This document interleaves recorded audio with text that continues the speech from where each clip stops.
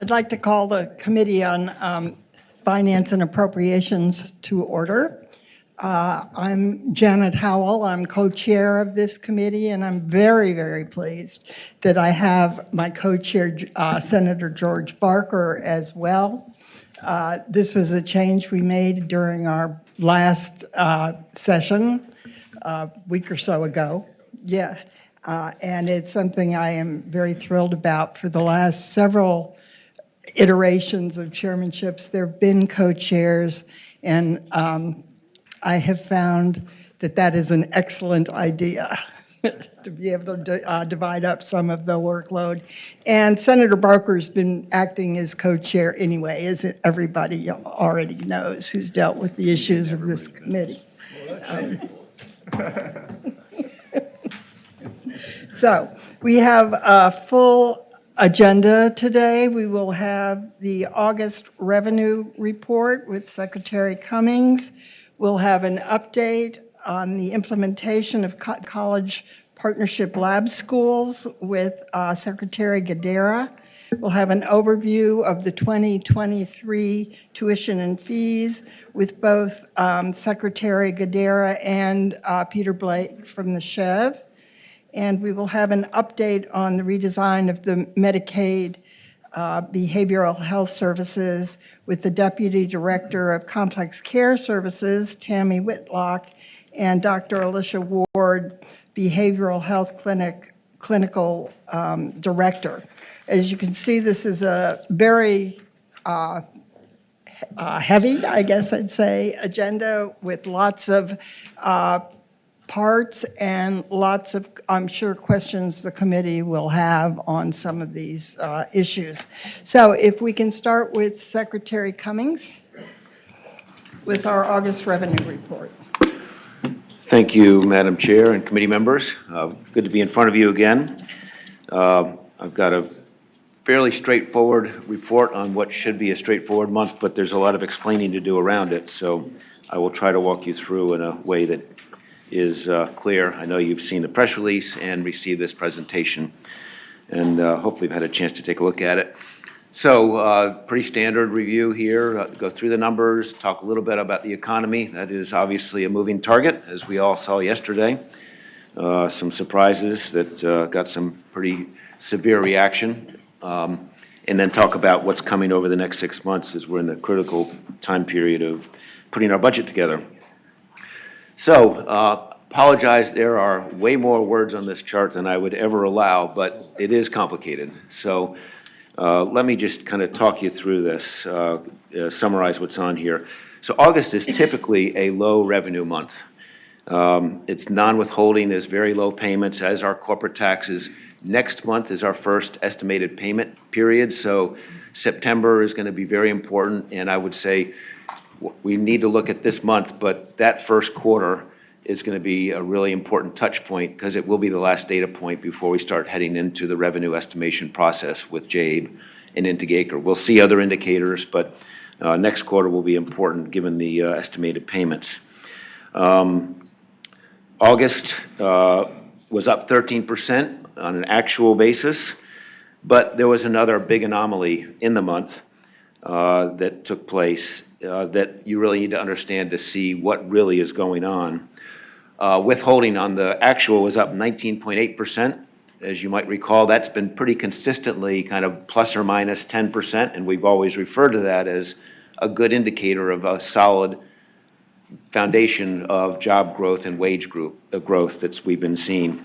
But this month, we had an extra day in the month, and it happened to fall on a Wednesday, which is the day of large payments from the larger employers, and it was a big one, unusually big one, 130 million. So when we adjust for that, that takes the withholding from 19.8% down to 8.2. It's an important number versus the plus or minus 10%. So still feels like we're in the same kind of trend line on a month-to-month basis. And it takes general fund total revenues from the actual of 13% down to 5.3%. Sales and tax is the other is an unaffected number, another one we watch closely, and that was up 7.2%. So again, actually not bad. Understanding that the consumer is still spending, I think we all recognize most of that, frankly, more than that, is probably reflected in inflation. So real purchasing power is struggling to keep up. So year-to-date, fully adjusted for the accelerated sales tax repeal that took place and for this anomaly in withholding, general fund is up 5.4% in August, similar to 5.3% in July. That 5.4% up is, on a year-to-date basis, is compared to a budget that is down 14%. Everyone obviously knows that we did not reestimate at the mid-session reforecast, so we're working off the old budget, and then we add to that the impact of the tax reductions that went through in the budget that you all passed. So we're 14% year-over-year decline, and we have a 5.4% increase over the first 2 months. This is a chart I had in last month just to remind everybody, because of that conservatism in the decision not to reforecast, we have a $4.1 billion cushion between where we left off in 22 and the numbers we're working off of at the moment on 2023. So this is the traditional number slide. The first column, obviously all the revenue sources on the left. First column is the 2023 Chapter 2 estimate.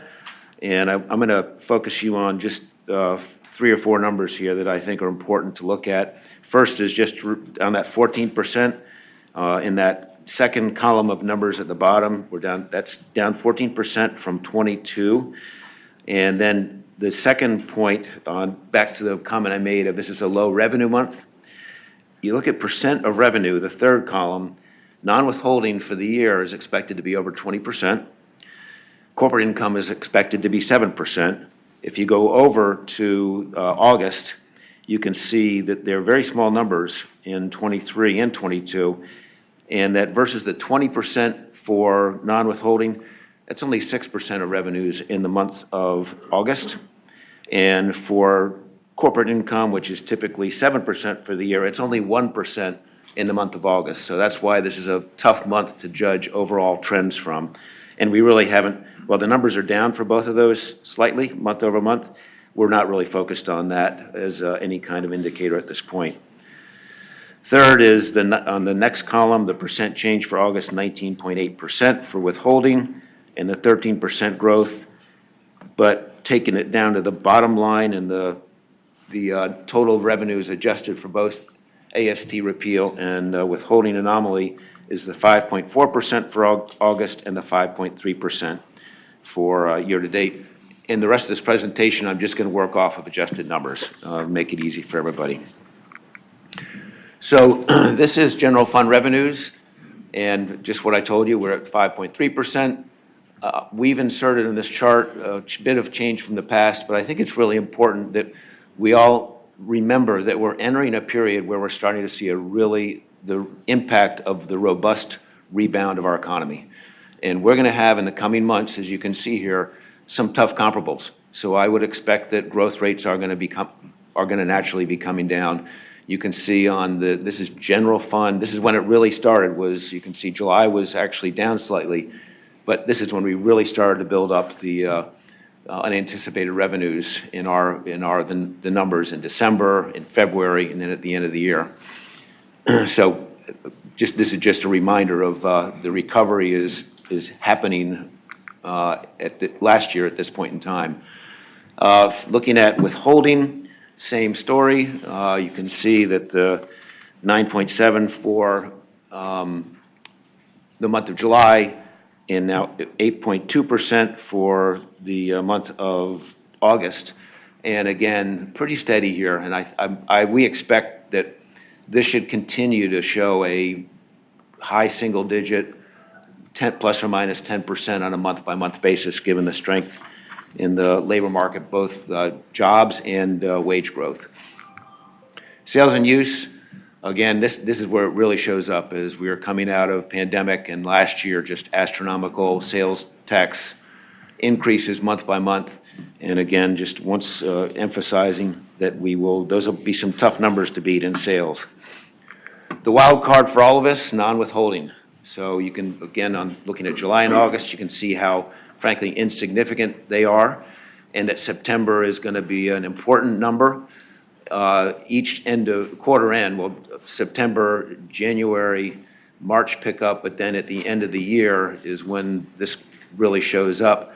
And last year in particular, the end of the year, prior year as well, is really defines what's going to happen in this category, but we'll get a good indication here at the September revenue report. Other sources, corporate's really not significant. Recordation is not that significant, but I think an important data point, because this is where you start to see home sales and mortgage refinances, and it's down almost 20%. So it's starting to see the impact, as expected, of what's going on in cost of housing and the real cost of housing when you look at mortgage rates and what's happening to people who are looking at house transition. This is going to be something that inevitably home sales are going to be coming down pretty meaningfully, and we can see housing starts are also coming down. This is in Virginia, just showing the 20% decline on the left chart, but the last data point is still showing home prices going up. And I think we're all aware of that. Assessments at the local level are continue to go up. A headline 2 days ago in Richmond was 12% increase, and very painful for everybody. But we would expect that this is something that we're going to start to see flatten out and then come down, particularly with what the Fed is now signaling that is coming next week. And I think we're probably going to be living with that pressure for some time. So coming into the economic numbers, this is before yesterday's announcement, but same story we talked about last month. Average hourly earnings up 5.2%. Gasoline is up 44%, but coming down. It's, as of the latest report, it's down 10% in the report that came out yesterday. But you've got to remember that that still is up 30% versus last year. So taking a big chunk out of the pocketbook. Food is the one that is stunning, what they announced yesterday. It's up 13.5% again, up versus a 13.1% in August. But really important is that milk up 17%, eggs up 40%, bread up 16%. So that kind of basic hit to the wallet of people where this is a bigger proportion of their total budget is really, really significant. And then last is the impact on rent. This is total cost of living, of rent and living in homes, and it's kind of the blend of where it is today, existing and increases. So it does understate the rate of increase because it's all blended in the full population. But all of those things lead into a lot of stress, growing stress on the consumer.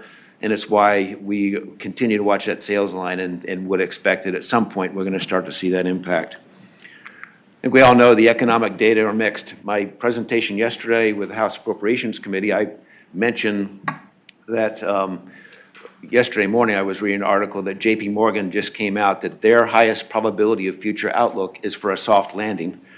This morning on Squawk Box, I was listening to a former vice chair of the Fed commenting that he said his comment was, undoubtedly we will be in a recession next year. So everybody's got a different view, and it's all kind of what you think is going to happen on some of these major inputs, but it turns us into something that is going to be a hot topic. And just by the stock market reaction yesterday, that it's 1% increase from last month. Everybody was expecting inflation to trend down a bit, but the violence of that reaction is saying, okay, we're going to see another 75 basis points next week, and likely that might continue in the next FOMC meeting. So really it's going to be an interesting time to do our revenue projections and budgeting process. Corporate profits are still, just a couple of things on here, sorry. Corporate profits still strong. I think supply chain issues do still continue. They're able to pass these through. The question is how long that will continue. And then the one thing that's for sure is mortgage rates have essentially doubled here in the last 6 months. and they're going to be higher. You're going to see another bump by the Fed, and so the real cost of housing is going to go up dramatically. Charts you've seen in the past where we're talking about employment and where we stand. The thing that is continues to be a very surprising situation, the level of job openings relative to the unemployed, and everyone is watching job openings as the first indicator. You know, companies who say, well, the first thing I'm going to do is not hire any more people, so I'm going to take down those job openings. That has continued to not be the case, and we had Gaker come in a month ago, and every CEO said the toughest part for me right now is finding people to come. It wasn't even qualified people, it's finding people to come and take jobs. And so that pressure, it's a good thing for us because that's going to provide upward pressure on withholding, but it's a real challenge, and I think it contributes to the stress for corporates and some inflationary pressure. Employment, as of last month, this is still, today, the data is coming out on this today, on where we stand. Up 100,000. The last month, we didn't really track the national trends very well, so there's a bit of uncertainty about what we might see today on job openings, actual jobs in terms of recovery, and continues to be a real burr in our saddle because we look at our competitor position. We're up 97.4% recovery rate, and our competitor states are at 103 to 105, and the U.S. is back to 100%. So that's something that we think is an opportunity, but it hasn't really shown up yet, and very frustrating for all of us. Something that we want to continue to work on and focus all our resources. So this conclusion, I think obviously a good month. I think being at 5% is, I think we should declare this is a good month, not get too hung up on it because it's not a big one. And the two key areas we can rely on, withholding and sales, still feels okay. Something we think will continue to ride, particularly on the withholding. And then next month is going to be the really important month to check in on the most critical area, which is going to be non-withholding. So that's all I have today, and I'll stop and happy to take any questions. Are there questions for the Secretary? Madam Chair? Yes. Thank you, Mr. Secretary. We've heard for over a year now, I mean, really since the beginning of people returning to work, that the biggest challenge that our employers are facing is finding employees. Have we looked into the reasons and whether those reasons have changed as we've been now a year or entering year 3 of sort of the new normal? Not to our satisfaction. I think everybody has a list of reasons: early retirement, childcare. Nobody has been in mix of your economy, obviously, in the timing of things, hospitality versus other areas, but nothing that I would say is reliable because of this. We see this, and also, as I've shown charts in the past, the explaining why rest of state outside of our 3 hubs has recovered the quickest, and the differences between the 3 hubs. So I don't have a great answer on that. I think we all know that all these things contribute, but nothing that's really specific. Can I ask a follow-up? Have you seen, we've also seen studies showing sort of about a migration within the Commonwealth and within the country as a result of the pandemic, whether it's people now can work remotely or they decide they want to just have a different lifestyle. Have you seen any correlation in areas of the state where they've recovered faster and areas of the state where people are either migrating in or migrating out? Yeah. We are still losing. We're still net migrate out, and I think we know that. NOVA is a concern, and it's actually in that kind of mid-20s to early 40s of people who are migrating out. We do think that is a fair amount of tech-driven impact, where people are much more flexible and working remotely, and I think that's going to be a big challenge when people can live in places that maybe are less stressful and continue to do the same work. right? And less expensive. And less expensive, yeah. Yeah, thank you. I should have led with that, actually. Yeah, thank Sorry. I love Northern Virginia. Any other, yes, Senator Madam Chair. Peterson. Yes, the question I have, Mr. Secretary, thank you for your presentation, is we see revenues increasing pretty consistently. We also know that inflation has been rampant for the last year or two. Is it your testimony that our revenues are increasing faster than the pace of inflation, or about the same, or how do those two numbers match up? Great question. I hadn't thought about that. I would say that we're, to date, we've been holding pace. I think that will be a challenge. If we're at 5%, and we all know what you all have just done is salary increases, cost of construction, some real challenges. So I think right now, I'd say we're holding our own, but I think it's going to continue to be a challenging comparison. Thank you. I notice my co-chair is agreeing with you. Good. Any other questions for the Secretary? Thank you very much. Thank you. Appreciate it. Next up is Secretary Gadara, who's going to do actually two presentations, but the first is on the College Partnership Lab Schools. Good morning, Madam Chairwoman and members of the committee. It's nice to be back in the building with you. And I look forward to answering all questions and providing an update. And want to start by saying I know that the invitation was to both me and to Superintendent Balo, and Superintendent Balo is not able to be here today. The state board is in town for the next 2 days, and so she is starting that great work right now. But I do have with me the Chief of Staff for the Department of Education, Dickie Shaner, as well as Deputy Superintendent Kent Dickey. And I've also brought from the Secretariat's office, Deputy Secretary Mackenzie Snow and Deputy Secretary Sarah Spoda. So thank you for including all of us today. I really look forward to providing an update on the progress around lab schools. I want to start with a thank you.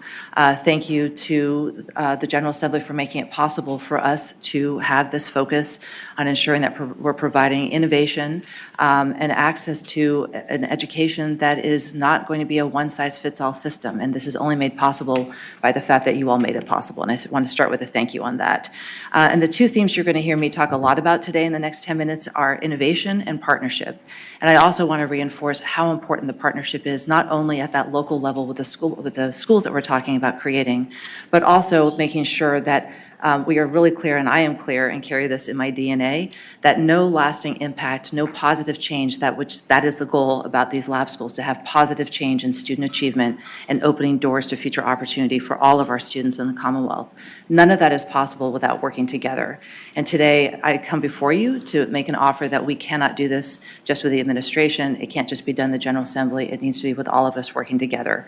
And so I come in a spirit of partnership, of wanting to work together to make sure that we build the strongest schools possible. And I thank you for your work in that as well. So I'd love to go over today what we're going to be talking about a little bit, just a highlight. And again, there are a lot of words on these slides. Oh, do I control the slides or no? I can't. Sorry. Apologies that I'm behind. Thank you, sir. What I'd like to make sure and be responsive to your questions, and that's the most important thing, is to make sure that I don't leave here without answering every single one of your questions and concerns about these lab schools, and I look forward to doing that. And so I won't read things on slides to you. I'll give some highlights, but please know I'm happy to go back into any detail on any of this. But the bottom line is, we couldn't be more excited about the possibility of these lab schools to change kids' lives. And the response that we've received from day one in January, when we brought together for the several of you, but also members of the higher education community to help us talk about launching these lab schools, there's been enormous response and excitement and energy about working together to make sure that we're seeing every child in the Commonwealth, meeting them where they are, and making sure that they're getting what they need to be prepared for success in life. And that is the heart and soul of what these lab schools are all about. So to remind you, and this is language from 2010, the statute in 22, which established lab schools in Virginia, is that the purpose of lab schools is all about making sure that we are focusing on innovation in public schools and making sure that our public schools are continually changing and being innovative and embracing evidence-based reforms to make sure that we are preparing our children for the changing economy and the knowledge economy, the economy that Secretary Cummings just talked about.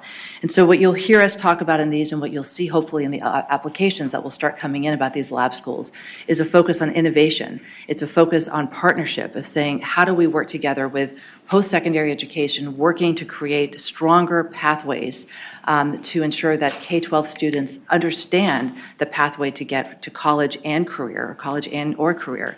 And you will know, we'll talk about this in the higher education conversation as well with Director Blake, the governor has really charged the presidents with thinking about taking on as part of their mission, and most of them already have this, to think about how to partner with K-12 schools to ensure that that pathway is more clear and that higher education plays a role in supporting getting all of our students in K-12 ready for success in life, college and or career. The other piece, this is about creating greater choices and innovation and breaking up this one-size-fits-all approach to K-12 education, which we know from the data is not working for all of our students. And what I'm most excited about these lab schools is the idea of partnership. This is all about breaking down the walls of our schools that so often are being left to do things alone, and instead bringing assets into our school buildings and helping our students and our teachers get outside the school buildings to understand how the importance of an education relates to success in life. You know, so often our kids who are in communities that have been traditionally underserved don't have the dreams about knowing what it is to go to college or what kind of careers are available because they haven't had exposure to those careers. They haven't had exposure to people who have had access to higher education. That's the purpose of these schools, is to build bridges between what happens inside of schools and life and the world outside of those schools. This is all about bringing assets into public education, time, energy, people, the community, and also money. And so, again, this is about how do we make sure that all children are well served, and the understanding is that there are so many different ways to make sure that we are creating these pathways, and we think that these lab schools are a way to ensure that we have exposure to the workplace, exposure to higher education, exposure to new ideas, and the opportunity to also get into workplaces, to get into higher education, to bring together museums and community partners together. And to be really blunt, this is about communities wrapping their arms around our schools and ensuring that all of our kids are prepared for success. And we couldn't be more excited about these schools being at the heart of providing greater exposure and hands-on experience to learning in a different way. So into some of the details. The eligible entities. As you all know, and you all made possible, the statutes and the changes that were made this last legislative session expand the possibilities of lab schools, both expansion in two ways. It expanded the eligible entities that are able to launch lab schools and sponsor lab schools to include all of our higher education institutions in the Commonwealth, from 2 years higher education centers as well as our public and private 4 years. And the second expansion is of creating a $100 million innovation fund that will fuel and incent these schools to start. And I want to thank you for doing both those things. We know that we've had a statute on the books for 12 years to establish lab schools, and yet we did not have a single lab school be created. And we spent a lot of time talking to higher education institutions back in January, February, and throughout this process to ask them why. Why didn't this work? Why didn't the intent of the statute actually get implemented? And so we actually developed the entire application process and our approach to that based on what we heard from schools like George Mason, from James Madison, who had tried to do this and had worked on it and yet felt like the incentives weren't right in place and it wasn't set up. So everything you're going to read and see today is a response to what we learned from higher education institutions and other players and school divisions who had wanted to do this but found it too onerous to do. And to be really blunt, having $100 million makes the pot a lot sweeter to try to do these things. So thank you so much for making that possible as well. And this ability to expand the eligible entities that can apply, and I'll turn to this next slide, and a picture is worth 1,000 words. Our goal is to make sure that these lab schools and the innovation and the community partnership is available to every single student in every community in the Commonwealth, especially those that have been least well served by the current system. And as a result, that's made possible by allowing us to have the eligible entities include 2-year schools as well as our 4 years in our higher ed centers. What you see here is not a commitment to apply. These are not applications we've received. This is in response to a request we put out for folks just to indicate if they were thinking about applying. And what you see here is a month-old snapshot of interest. But what I find compelling about it is it shows that how we potentially can bring innovation and alternative approaches and pathways into every corner and every crevice of the Commonwealth. And this map excites me. And behind every one of these dots, there is excitement, there is passion, there is partnership, and people can't wait to get to work on this. And everywhere I go, people are talking about, this is what we want to do, here's who we're working with, here's our idea, can we do it this way? There is incredible interest and demand across the Commonwealth to dive into these. And it's coming from school divisions, it's coming from higher education, and it's coming from community partners, community foundations, and also employers. And just to name a few, some big national employers are really excited about this and have made a commitment to partner both in financial ways, but also as partners by providing employees as staff to provide space for labs, all kinds of great things. And that includes Microsoft, Google, Amazon, and so lots and lots of great potential of assets being brought into our public education system. I'm going to go quickly through timelines, and at the same time, I don't want to read all this to you, but please know I'm happy to stop at any point and offer more detail on everything and anything, but just in the spirit of time, I want to get to your questions. But the current status is the Board of Education really is the accountable organization. They are in charge of everything. They will make 2 major decisions. One, they review every single guideline for every decision that gets made. In August, at the August meeting, you'll see here that they approved the planning grant guidelines and they received the startup and the per pupil grant guidelines. Over the next 2 days, they will also be approving those 2 parts. So there are 3 grants involved in this process that we'll go deeper into. The application will be done in a rolling basis, and the State Board has also will create under the leadership of the President of the State Board of Education, who is now Dan Gecker, will be setting up a standing committee which will be reviewing every application and providing guidance and recommendations to the State Board. And the Virginia Department of Education staff is also empowered to provide guidance and advice along the recommendations that the State Board has approved and will be hopefully approving tomorrow. What's important to note is that this entire process is on a rolling basis. There are no deadlines, but that we know that the interest and there's an urgency around these and people are excited to start submitting them. The application process for the planning grants is up and running right now. We don't know if anyone has started it, but I know that starting in January, people were already starting to pull together their ideas, so we're planning on seeing something sooner rather than later. And then here's the next steps of that's where we've been and where we're going. So the board over the next 2 days will be approving the startup and per pupil grant guidelines, we hope. We are hoping that we will continue to start, so I'll just do a couple highlights in here. We're hoping that we'll start receiving, and when I say we, I mean the State Board of Education. The governor's office will have no role whatsoever in this process. At this point, our role is to encourage and to support and to cheerlead this process on, but the entire process for selection will be handled by the State Board of Education. And we are assuming that they will start receiving and reviewing applications for the approval of lab schools in the winter. You'll see here the process, and that our hope is that we will have a couple of schools, we hope at least, opening a year from now in the fall of 2023. But our expectation is that the vast majority of these schools will be opening 2 years from now in fall of 2024. What's important to also note is that while there are 3 grants, as I mentioned, the planning grant, potential applicants for schools do not need to access the planning grant. They do not need to access dollars to do that. They can do the planning beforehand to submit an application to the board for doing that. And I'll dive quickly and go quickly over each of those 3 grants so you have a sense of what those grant guidelines entail. And then again, happy to answer any questions. Under the planning grant, we have allocated up to $200,000 for each of those planning grants and up to a 12-month process to do that. That allows for approximately 25 planning grants to be given out. Again, we don't expect that everyone to apply for a planning grant, but they may.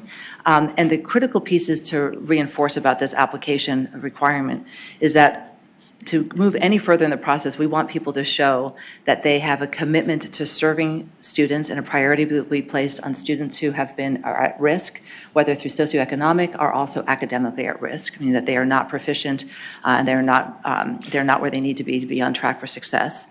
That there is a real focus on being very clear and compelling about why the model of the school and the theory action behind the school is going to get different results. And we're defining results as improved student achievement as well as improved long-term outcomes of being prepared for college and or career and long-term benefits. And the other important piece here is to focus on sustainability, strong governance, and the ability to have a financial model that allows that sustainability to happen and to know that there are guardrails for the financial health of these schools. Our goal, and I know that you all share this with us, is to make sure that these schools are set up with strong governance and strong fiscal guardrails to make sure that the taxpayers' dollars are used well, they're used responsibly, and they are used for the benefit of K-12 students who need it the most. And that is my commitment, and that's the commitment of this administration and of the Department of Education, that we will do everything possible to ensure that these dollars are invested in our children in a way that gets results and that they are well managed. A little bit more detail just to show that it's not just words, but we actually are going to put numbers behind that. This is the plan grant guidelines, the board-approved rubric. And just I want to go through with a little bit more detail on those. The 5 components, and you can see the points available and how we've weighted it, is 1, to ensure that these schools are serving the students who need it the most. And again, we're defining that needing the most as at risk either in socioeconomic or at risk because they are not where they need to be in terms of their academic performance. And this is a critical piece. This is about making sure we're prioritizing the communities and the children who need this innovation the most. Second of all, we are serious about this is not just doing something different for the sake of doing something different. This is about how clear and compelling and how much data can you bring to this application process to prove that your theory of action is going to change outcomes for kids. And we need people to be thoughtful. We need people to bring data. In God we trust, and all else bring data, everyone else. And then the third piece is sustainability. We have to make sure that these are not schools that are set up for 2 great years and then they disappear. We want to see that people have a plan moving forward for how do these schools exist forever and into the long-term piece. And to be blunt, and this is a precursor into something else I'm going to talk about, the most easiest way to sustainability is to ensure that one of your partnering organizations is a local school division. That is the best way of saying, because that way you are augmenting and bringing other dollars into the public system. And this is about, as I said earlier, about bringing assets into the public school system and not in any way taking assets out of that. Collaboration is critical. A higher education institution could start a lab school and just run it by themselves. But what we wanted to send a message in this application is that this is about partnership. This is about bringing in lots of different voices, and higher education's voice, it really matters. But we think it's important to partner with local school divisions, to focus and partner with local employers, to bring in community organizations, whether they be the Boys and Girls Club or communities and schools or the local museum. We want people to be creative and think about what do our kids need in this community and how do we build a governance structure and a partnership that ensures that this is a all hands on deck moment to serve our kids, especially those who need it the most. And finally, we're looking at regional and applicant diversity. We don't want these schools all to look the same. Part of this is to focus on innovation and how do we make sure we learn from these schools and we learn what's working and we can replicate the successes that we hope and we know that these schools will have. And it really matters to us that we have these schools opening in every aspect, in every corner of the Commonwealth. And so that's also why we've made a commitment that we will ensure that there are lab schools in every single one of the 8 superintendent regions, because we want to make sure that this innovation is available to every single community and every single student in the Commonwealth. Quick timeline on here, and I've mentioned this a lot. The planning grants are capped at a 12-month process. We're also putting this under an urgency if we want people to move. We don't want people just to sit on money and use it without getting to results. And we see the end. And these are the metrics we're going to use. And again, why I put this on here, I want you to see that at every point in this process, we are building in high expectations for these applicants. We are building in a demand for metrics and data, and we are building in accountability. Those are 3 things I believe deeply that need to shape everything we do in education. And I also think it's important for the adults in the system and these applicants to also be held to those same expectations. And it's baked into the entire process that we're going to ask for data, ask for metric, ask for demand accountability for results. And so the approval process, and I think I've talked about this, but the bottom line is the critical piece is the State Board of Education must approve every application to become a lab school for that to happen. And the State Board will vote on every one of those. And so that is, again, their accountability to the people of Virginia to make sure that those applications are strong. The board standing committee will be the ones making recommendations to the board. They will be reviewing every one of those applications and will go on. And then once lab school is approved, the important governance structure will be set. We'll be entering a contract with the state board to run the school and be responsible for the fiscal and the outcomes health of that school. So 2 more quick slides on the startup grant guidelines and the per pupil grant guidelines. Once the school has been approved to be a lab school and to be able to be a lab school, they are then eligible to apply for a startup grant. These grants can go up to $1 million. This will allow, in our budgeting process, for approximately 20 startup grants to be provided. And what is really important to focus on, I know that was one of your questions, is this money cannot be used for capital. There can be used for small upgrades, for enhancements to a lab, but this is not about providing another fund for capital improvements. There's just not enough money to do that. And also, that's the purpose of these partners. Our goal is to get these students out into the workplace. It's to get them into state-of-the-art labs in employers and in our higher education campuses. This is not about creating new buildings. This is about leveraging our partners' assets as well. And bottom line is, in every single one of these grants, you're going to see we're reinforcing what's your financial plan, what are your benchmarks and deliverables, what's going to be different, what are your metrics you're going to hold yourselves accountable for in terms of student achievement and student outcomes, and exposure to the world. What are your expectations of your partners, and what role will all these partners play? We're trying to be as specific as possible to build in as much transparency and as much accountability as possible so that everyone can learn from this process and that we end up with a quality set of schools that can then be a model and an inspiration for innovation to spread throughout the Commonwealth. And that's really the purpose of this. How do we create a culture of innovation and serving all children that we can then learn from and that can inspire change across the Commonwealth and this can view all schools in our entire education system. And finally, with the per pupil guidelines, once the startup happens, the startup grant, the schools are then eligible for per pupil. And there's a lot of words on here. I'm happy to go into detail on all of them, but I just want to have a couple highlights. There are 2 basic ways that lab schools can be set up. As I mentioned, a lab school can be set up just by the higher education institution and with other partners, does not need to partner with the K-12 school division. They do that, they need to figure out their sustainability plan, whether it be working in partnership with philanthropy, with employers, that they're going to underwrite it, however that works. The other way is to partner with a school division. And this is the much easier way to that sustainability, but also it just reinforces that this is a partnership with local school divisions and higher education and other partners coming together. What I want to reinforce with you all is that no money will leave the public system as a result of this. We have designed the process so that this is about bringing additional assets into the public system and that there is no negative impact on school divisions by doing this. And the bottom line also is if a school division is a partner in these lab schools and is on the governing board, they have a voice in how dollars are being spent as well. So we tried to build this application process to incent innovation and to incent partnership and to incent having local school divisions being a critical part of this partnership. And what I'm hearing from the folks that we're talking about everywhere we go across the Commonwealth is that the vast majority of things that we're hearing is that school divisions are part of these applications. They are going to be a partner at the table and that they're working together. And that to me is really exciting. So I'm going to end with this idea that there is demand and interest. So one of the things that we're trying to do in our office is to ensure that there is absolutely not a single soul in the Commonwealth that does not know how they can be involved in a lab school. And so you'll see here we're targeting some of the key stakeholders that we think would make really important partners in this lab school process. And we have started a series of webinars where our team is reaching out and partnering with the organizations that represent these stakeholders and doing hour-long webinars and then helping them understand what the process is and how they can get involved.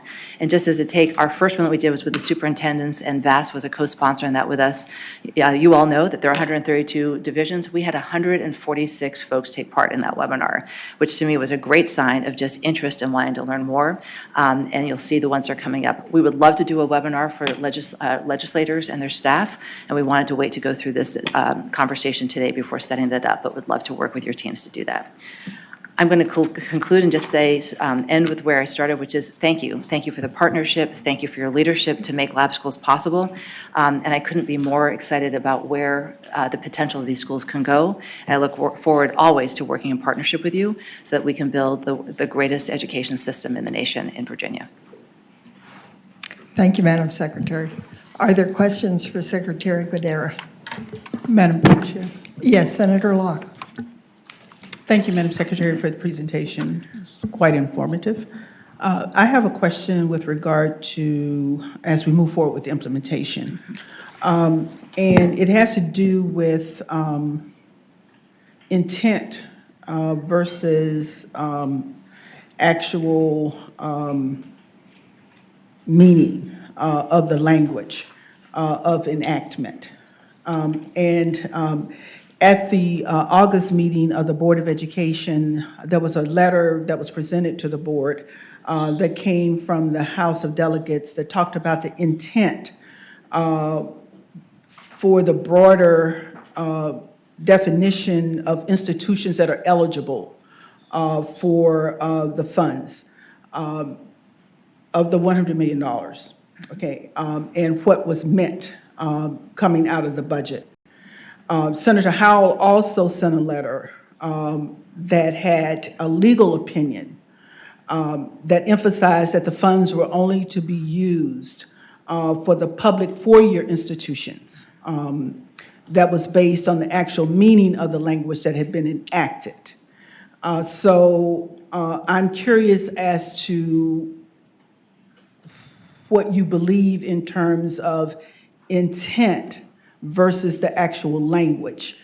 Do you believe the statements of what the legislature intended to enact are sufficient to ignore the actual meaning of what was enacted? Madam Chair and Senator Locke, thank you for the question. And our intent all along was for every eligible institution that was eligible for setting up a lab school would also be eligible for receiving access, having access to that $100 million innovation fund as well. And this is something we've taken quite seriously, and that I know that there's disagreement about the intent. Our intent, and we went and we sought guidance from the Office of the Attorney General, from the Department of Planning and Budget, and then also received the letter from Chairman Knight afterwards saying that intent was, they agreed with the intent that we had as well. And so that is why we moved forward and we presented that to the State Board of Education in that light. Madam Chair, can I ask a follow-up question? Yes, Senator. To that point, have you received an official AG's opinion or other opinion? And let me preface my question. We don't have legislative intent in Virginia.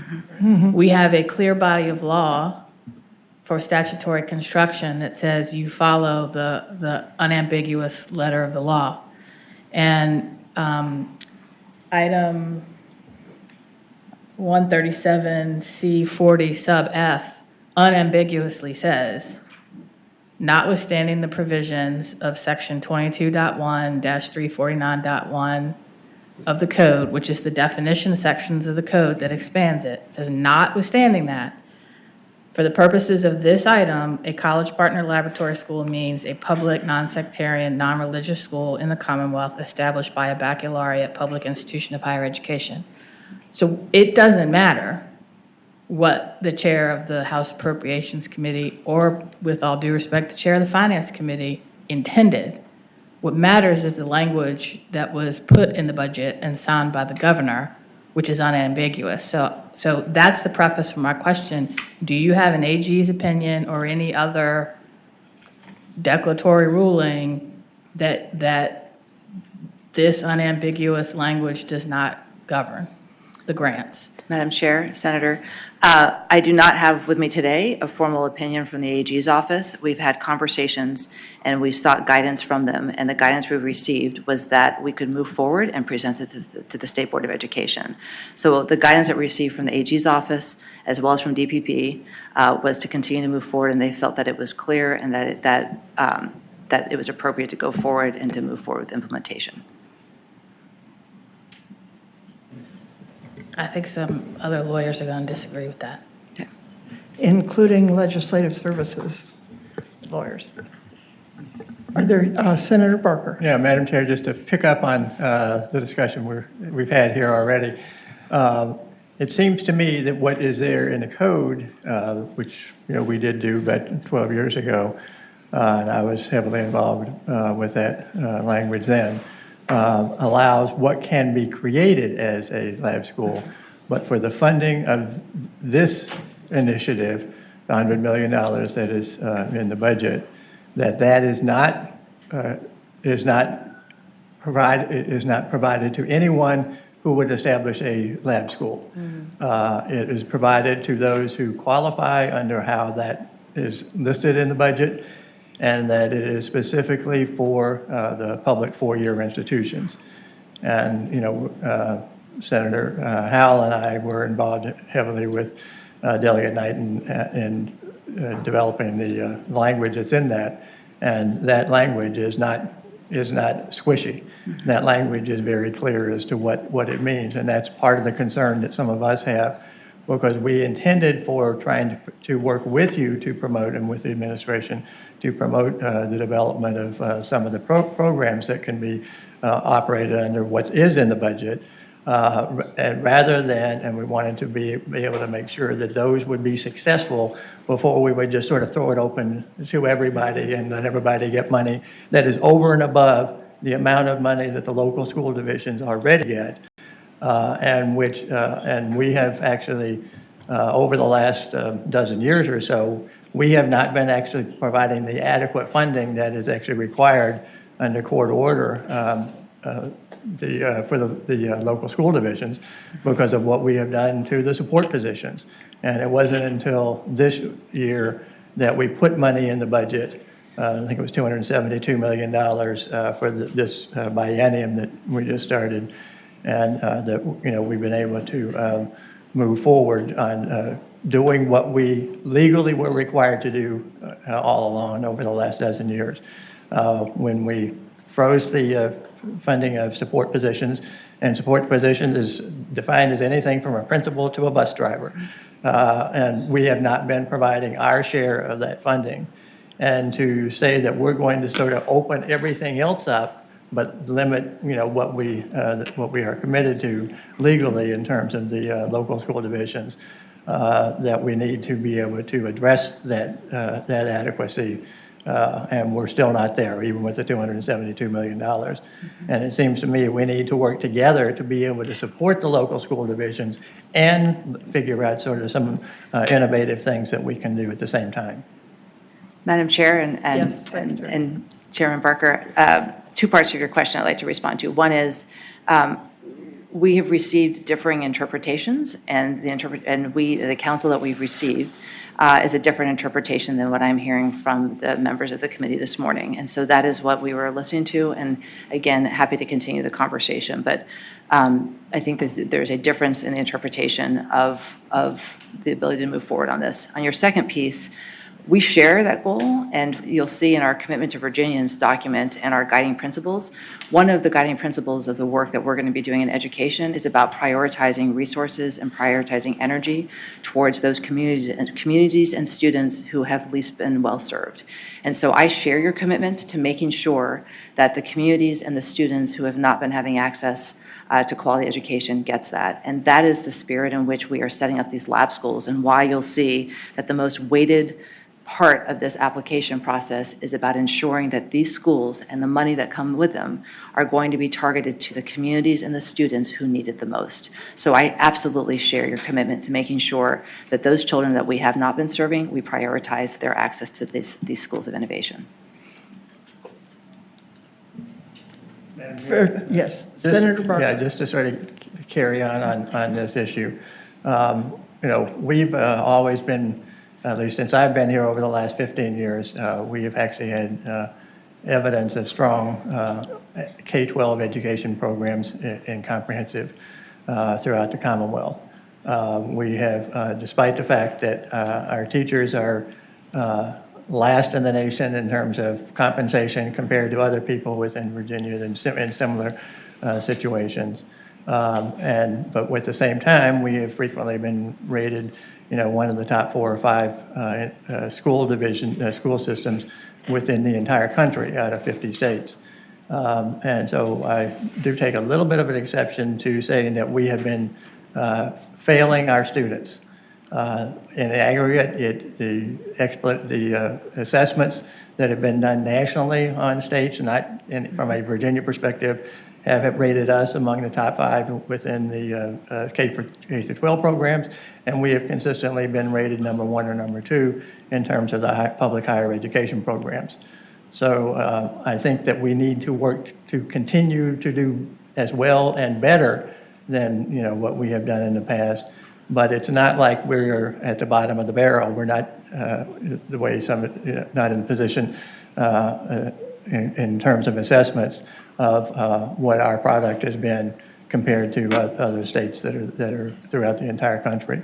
And that's despite the diversity of population, the diversity of situations, economic situations in terms of some of the local school divisions that are having more, have a little more difficulty generating revenue than what some of the more advanced school systems do.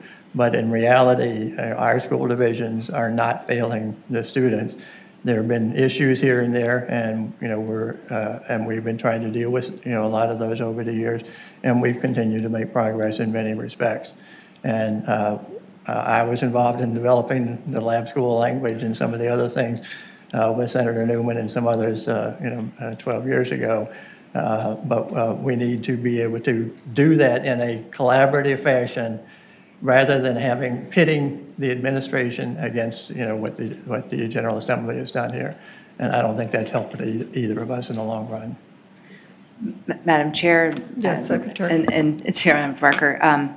So I agree, and why I started my comments with the desire to work together on this is that's the only way we have lasting change and impact. And I would love to come by and talk with you about some of the data.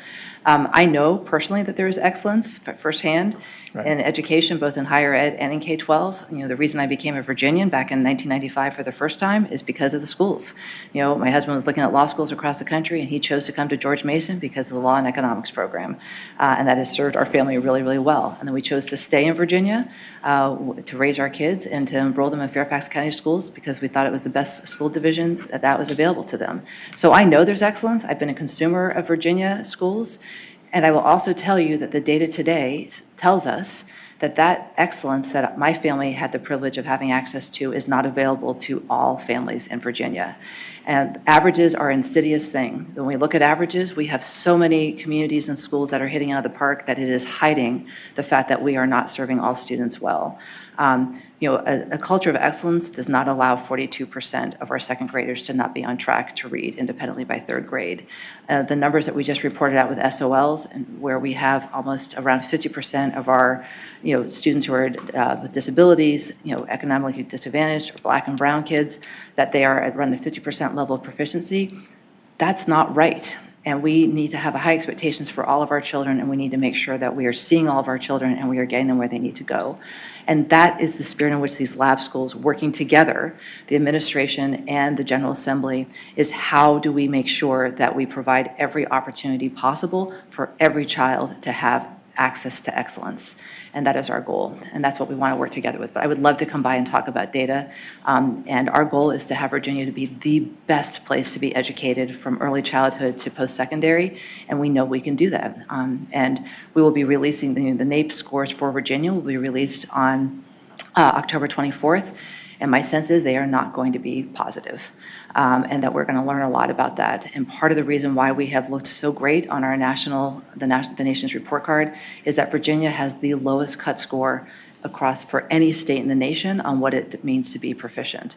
And so that's something that we need to talk a lot about. We should be, it's Virginia, we have excellence. We should be setting our goals and our definitions of what it means to be successful in the top 10% of states, not as the bottom one. So I'd love to come by and talk to you more about that, if that's appropriate. Thank you. Anyone else? Madam Chair, Yes, Senator Locke.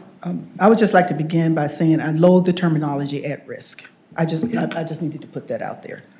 All of our children are at promise because I believe all of our children can learn. But anyway, I'd like to talk about sustainability. And the slide 12 states that the schools can apply for initial startup grants and to support one-time costs of up to $1 million. And you talked about the sustainability issue of, I'm just concerned about sustainability. And that once an institution receives funding to start a lab school, how does that institution sustain itself? And that once this school starts, how long is it really going to be in existence? Because you say that the funding will be there for them to get started possibly next fall, fall 23, maybe fall 24. But in reality, how long is this institution really going to be in existence for these children to actually be on track to get the learning that they actually need? Madam Chair, Senator Locke, first of all, thank you for your comment on at-risk. I'd love to work with you to find a better word. I, too, believe in my heart that all children can achieve at high levels and that we need to do everything possible to address challenges that some families and children and communities have more than others. And that's the spirit in which we use that word, but we'll find a better word. To your point of sustainability, sustainability is critically important, and I share your concern of how do we make sure that these are not schools that are set up for 1 or 2 years. These are schools that will become part of the ecosystem of public education in the Commonwealth for the rest of the time. I want us to create a system where we have public schools that just celebrate excellence and that they look different and that they're meeting, if you have more than one child in your life, you know that no two children learn the same way, and that kids need different experiences and different ways to learn, and that's what the spirit of doing this. So in terms of sustainability, we are going to bake into the application process and the expectation that there needs to be accountability for results. All of these schools will be accountable for all of the results that every other public school in Virginia is accountable for in terms of outcomes, in terms of transparency about spending. And then we also will put added on accountability through these governance boards, that these boards are going to be set up and going into a contract with the State Board of Education. Every single one of these boards will be accountable to the State Board of Education to meet their metrics, not only in terms of outcomes, but also in terms of the financial outcomes that they're going to lay out in these applications. Sustainability-wise, here's my dream. My dream is that these schools are so wildly successful that I am standing in front of you in 6 months' time, in 12 months' time, in 18 months' time, telling you, please come back. We have so much demand to build these schools, and they're doing such a great job that could you put more money into the Innovation Fund? And I hope that you all would be so pleased with how they're going that you'll be like, we're going to double down every year and put more money in. That, to me, would be a goal, right? The marketplace to work on that. We are telling these applicants, you cannot count on that. Right? Sustainability does not mean a hope and a prayer that the General Assembly is going to continue to put money into the Innovation Fund. Do I want that to happen? Absolutely. And are we counting on it? Not at all. And so I think what's incredibly important is that these schools think about how they set this up. And as I said earlier, the strongest road to sustainability is to partner with the local school division and to have this be innovation within the system as it stands today. That is the easiest. And I think the vast majority, as I said, of applications that I'm hearing about, there have not been any that have been submitted yet, are looking to set it up that way. There may be some that say, you know what, we're going to do this through an employer network and with philanthropy and with the local community foundation, because we also know that that conversation is happening, to be able to fund this long-term that way. So I think there's not one way that can be done, but there for sure is an easier way to do this by working and partnering with the public school systems. Senator Lucas. Madam Chair, Senator Locke was in my head. I was on page 12, and I was trying to keep my voice down. I was having this discussion with Senator Hanger, and Senator Locke asked my question about sustainability. That's exactly, Senator Hanger. So my question has been answered. Okay. Are there other questions? Yes, Senator Marsden. Thank you, Madam Chair. Thank you for the presentation. Do you anticipate that as applications come in, that they will describe how the students at the 4-year or 2-year institution would be engaged? And is that part of how you would evaluate these applications? Because a partnership, talks about really a two-way street, that it's a benefit to the students of the 4 or 2-year institution. And I guess the second part of the question is, do you think it's going to be a little tougher for the 2-year institutions who don't have, the 3rd and 4th year kinds of students who are into the educational process or an education degree or whatever to compete? Madam Chair and Senator Marsden, thank you for your question. On the first piece, I love the idea of how do we incorporate student voice as part of our metrics and doing that. I'm a big believer that we need to do much more to provide agency for our students' voices, as well as owning their future and being part of it. So we will find ways to do this, and I would love any suggestions you have about how we can bake that into this process. And again, to everyone, we are looking for feedback, right? How do we make this process as robust and strong and rigorous as possible to make sure it is meeting the needs of taxpayers, of you all, and most importantly, of students and families and educators.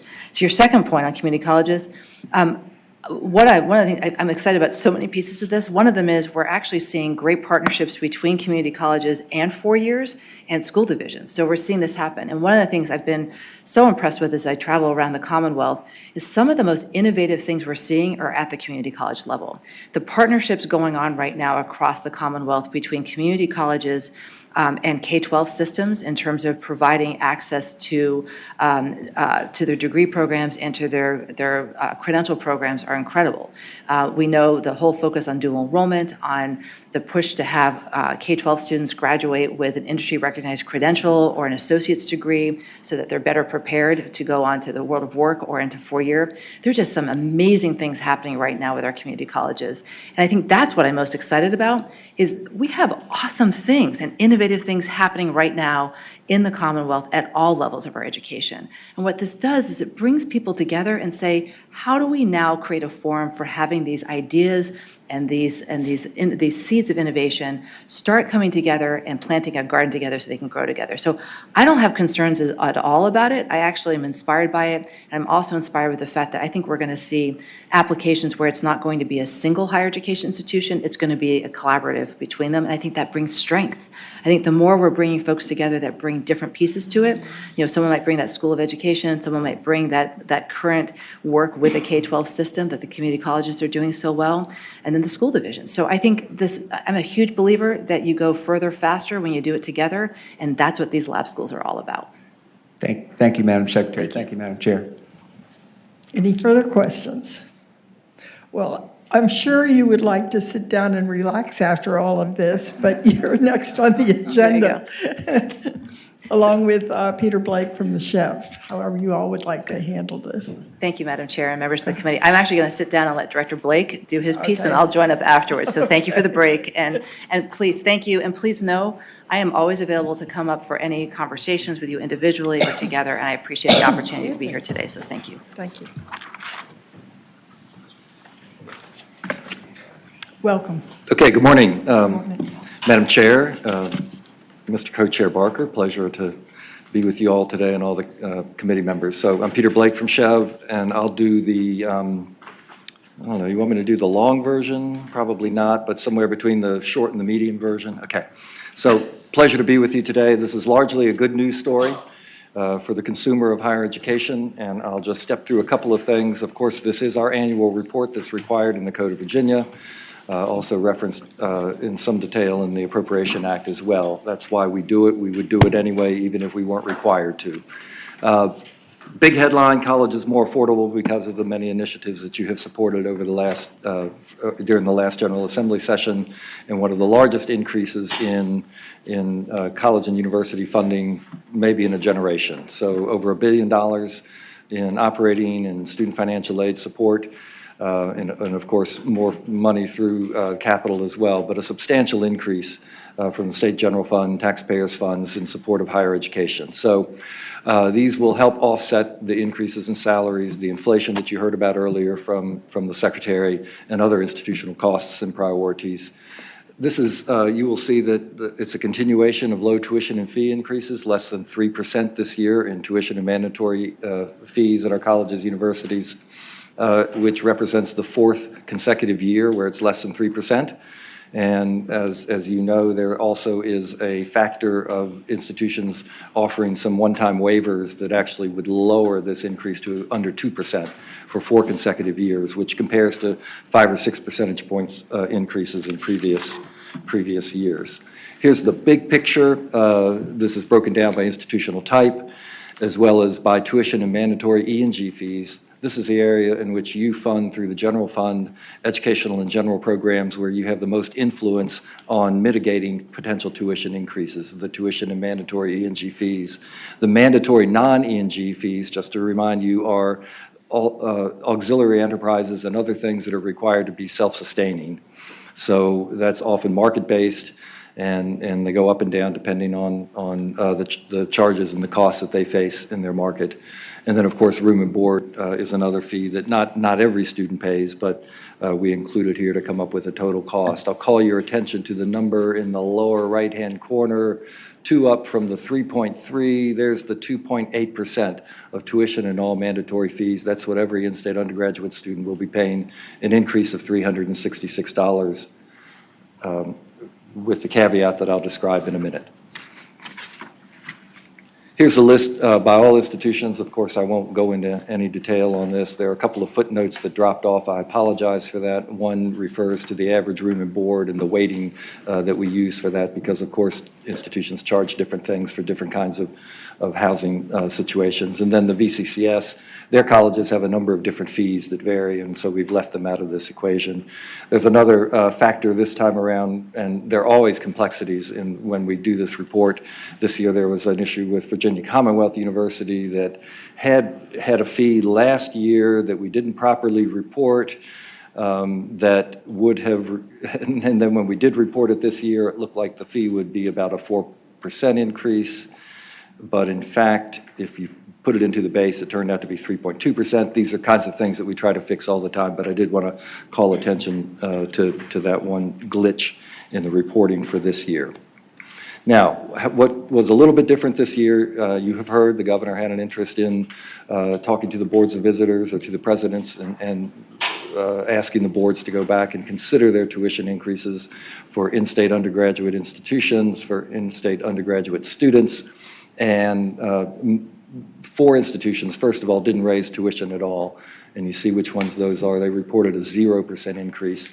There are 8 institutions, actually there's 9, that's a mistake on my slide, use one-time funding for scholarship or waivers to offset the increase for 1 year for these students. And then 3 institutions are still considering a potential offset. I think the University of Virginia board is meeting this week. I'm not exactly sure when George Mason might take this up again. So the net of this is that 3%, when I said everything was under 3%, the 2.8 that I showed you before actually comes down to about a 1.8% increase system-wide, again, continuing a low increase over now 4 consecutive years. With the tuition offset, just be clear on this, the reported tuition increase, the 2.8% that I mentioned, becomes the base for next year. So when the institutions start next year, their base is the 2.8%, not the 1.8%, not the lower one with the one-time offset. So their base going into next year will be what they have reported to us as that $366 increase. Real quick, the factors impacting tuition and fees, just, you know this, but just to bring it home again, the 5% salary increase, you do what's called split funding those, in which you have an expectation that the institutions, through their own revenues, cover about half of the cost of the salary increase. So that is a continuing factor that the colleges, universities face not just this year, but then, of course, next year, because the 5%, you have another 5% increase of the second year of the biennium. You've heard about inflationary costs. Colleges are buying bread, milk, and eggs, too, so, or paper, chalk, and frogs, other things that will have a higher cost increase. And so there's the inflationary costs that the institutions are facing. And then, of course, within their 6-year plans and the budget requests that you'll be seeing prior to the 23 General Assembly session, there'll be other requests to improve student success, access, and other strategies at the institutions.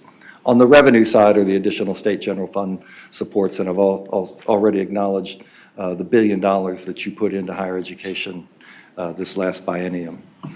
Here's a chart. I'm going to just run through a couple of trend charts to show that I think we're going in the right direction in a lot of ways. This is kind of an arcane calculation. This is solely within educational and general programs. It does not include financial aid or capital outlay, other things that you also support. But within E&G programs, there is a commitment, a goal in the Code of Virginia, also in the Appropriation Act, that you provide 2/3 of the cost of that education to come from the state general fund, and that the student would be responsible for 1/3 of that cost. You can see that just over the last 4 years, the progress that we have made, where the student now is paying almost a full 10 percentage points less of the cost of their education today than they did as recently as 2018-19. So we're going in the right direction towards that goal, and also towards more affordability for more students. Here's the big trend line. I'll call attention particularly to the black line, because that is the one for tuition and E&G fees, where you have the greatest opportunity through your general fund appropriations to mitigate potential increases in tuition. And you can see over the last 4 years, the number is materially lower than it had been in the 20 years before. Another trend that we watch very closely is how much of a disposable income, of a Virginian family's disposable income, it takes to pay the list price for tuition and fees at our colleges and universities. We are a little bit above the national average, as you can see. Of course, we have a long history of being a high tuition, high aid state. So it's a bit of a policy, really, for us to have higher tuition instead of lower tuition, and lower state appropriations instead of higher state appropriations. Madam Chair, can I ask? Yeah. Sure, Senator Deeds. How long have we, Mr. Blake? Yeah. How long have we been a high tuition state? Isn't it true that we used to put a whole lot more as a percentage of the total cost of higher education? We used to put a lot more as a state into higher education. Is that true? Madam Chair, Senator Deeds, if you go back to 93, 94, you saw that we were pretty close to the state goal of being 67%. So even at that goal, Virginia historically has been a higher tuition state and a lower state appropriation state. We did fund more of it back, as you can see, as early as 2001, 2002. But historically, we have generally had higher tuition and lower state appropriation,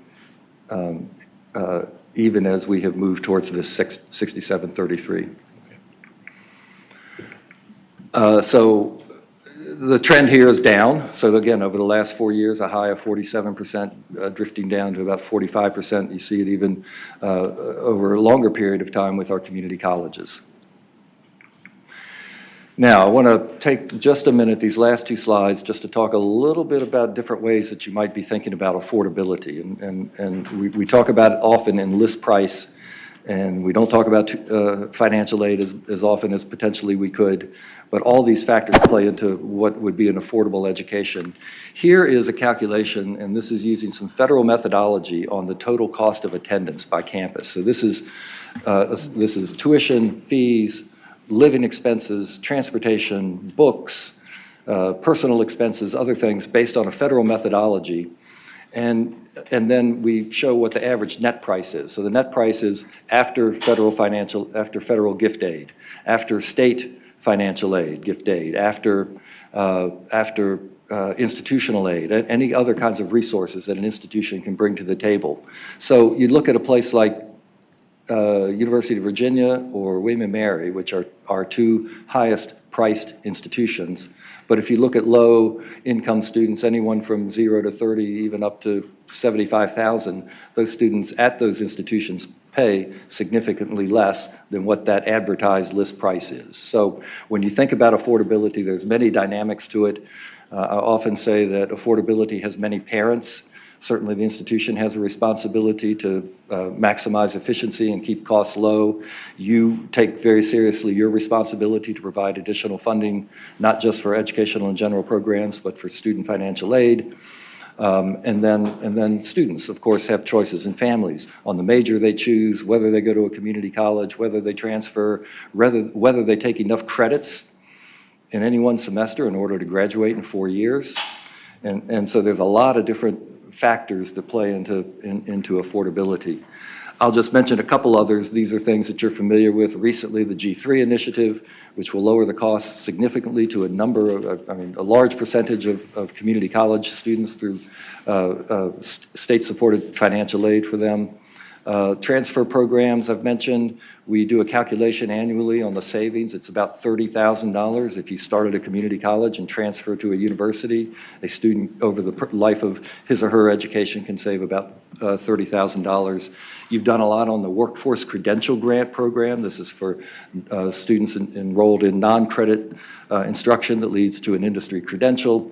And then, of course, you've started what's called the Virginia College Affordable Ability Network for Virginia State University and Norfolk State University. So there's a number of different things in which you've been involved. Again, affordability is a broad topic with many, many complexities, and I appreciate your understanding of all of them. And as I say, I think the big headline from this is that it's a good year for students and more affordable higher education available for more Virginians. So I'll pause and be happy to take any questions. Thank you. I do have a question. In the past, when we've had rollbacks or tuition freezes, they end, and I'm wondering what then happens. I mean, I can't say, Madam Chair, that this is always directly related to what you just said, but here is some history of low tuition or caps on tuition you see in the early OOs, and then a large increase subsequently. And these are often tied to periods of recession.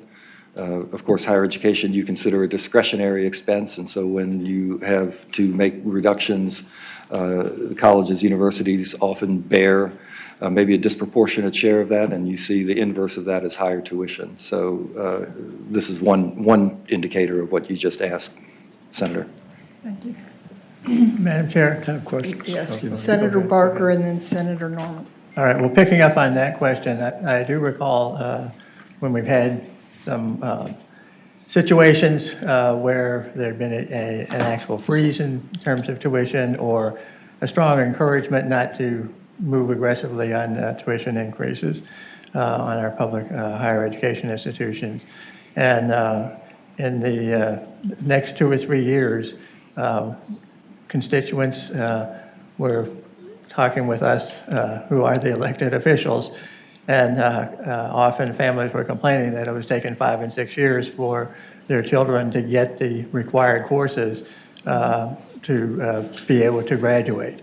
And so it was, maybe the tuition was less 1 year, but the aggregate, when you had extra years built in because there weren't enough professors and instructors to be able to provide the same level of options for students, because there were more students wanting to or needing to for their degree to take a particular course, and there were not enough openings in that course for everybody to get it.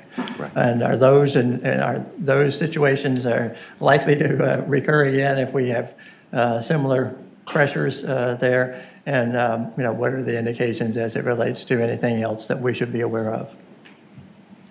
Thank you, Senator. Yes, Senator Norman. I've said for years, and it has fallen on deaf ears, that I don't think that the General Assembly has encouraged enough discipline on higher education. And I take exception in the general statement that it's moving in the right direction.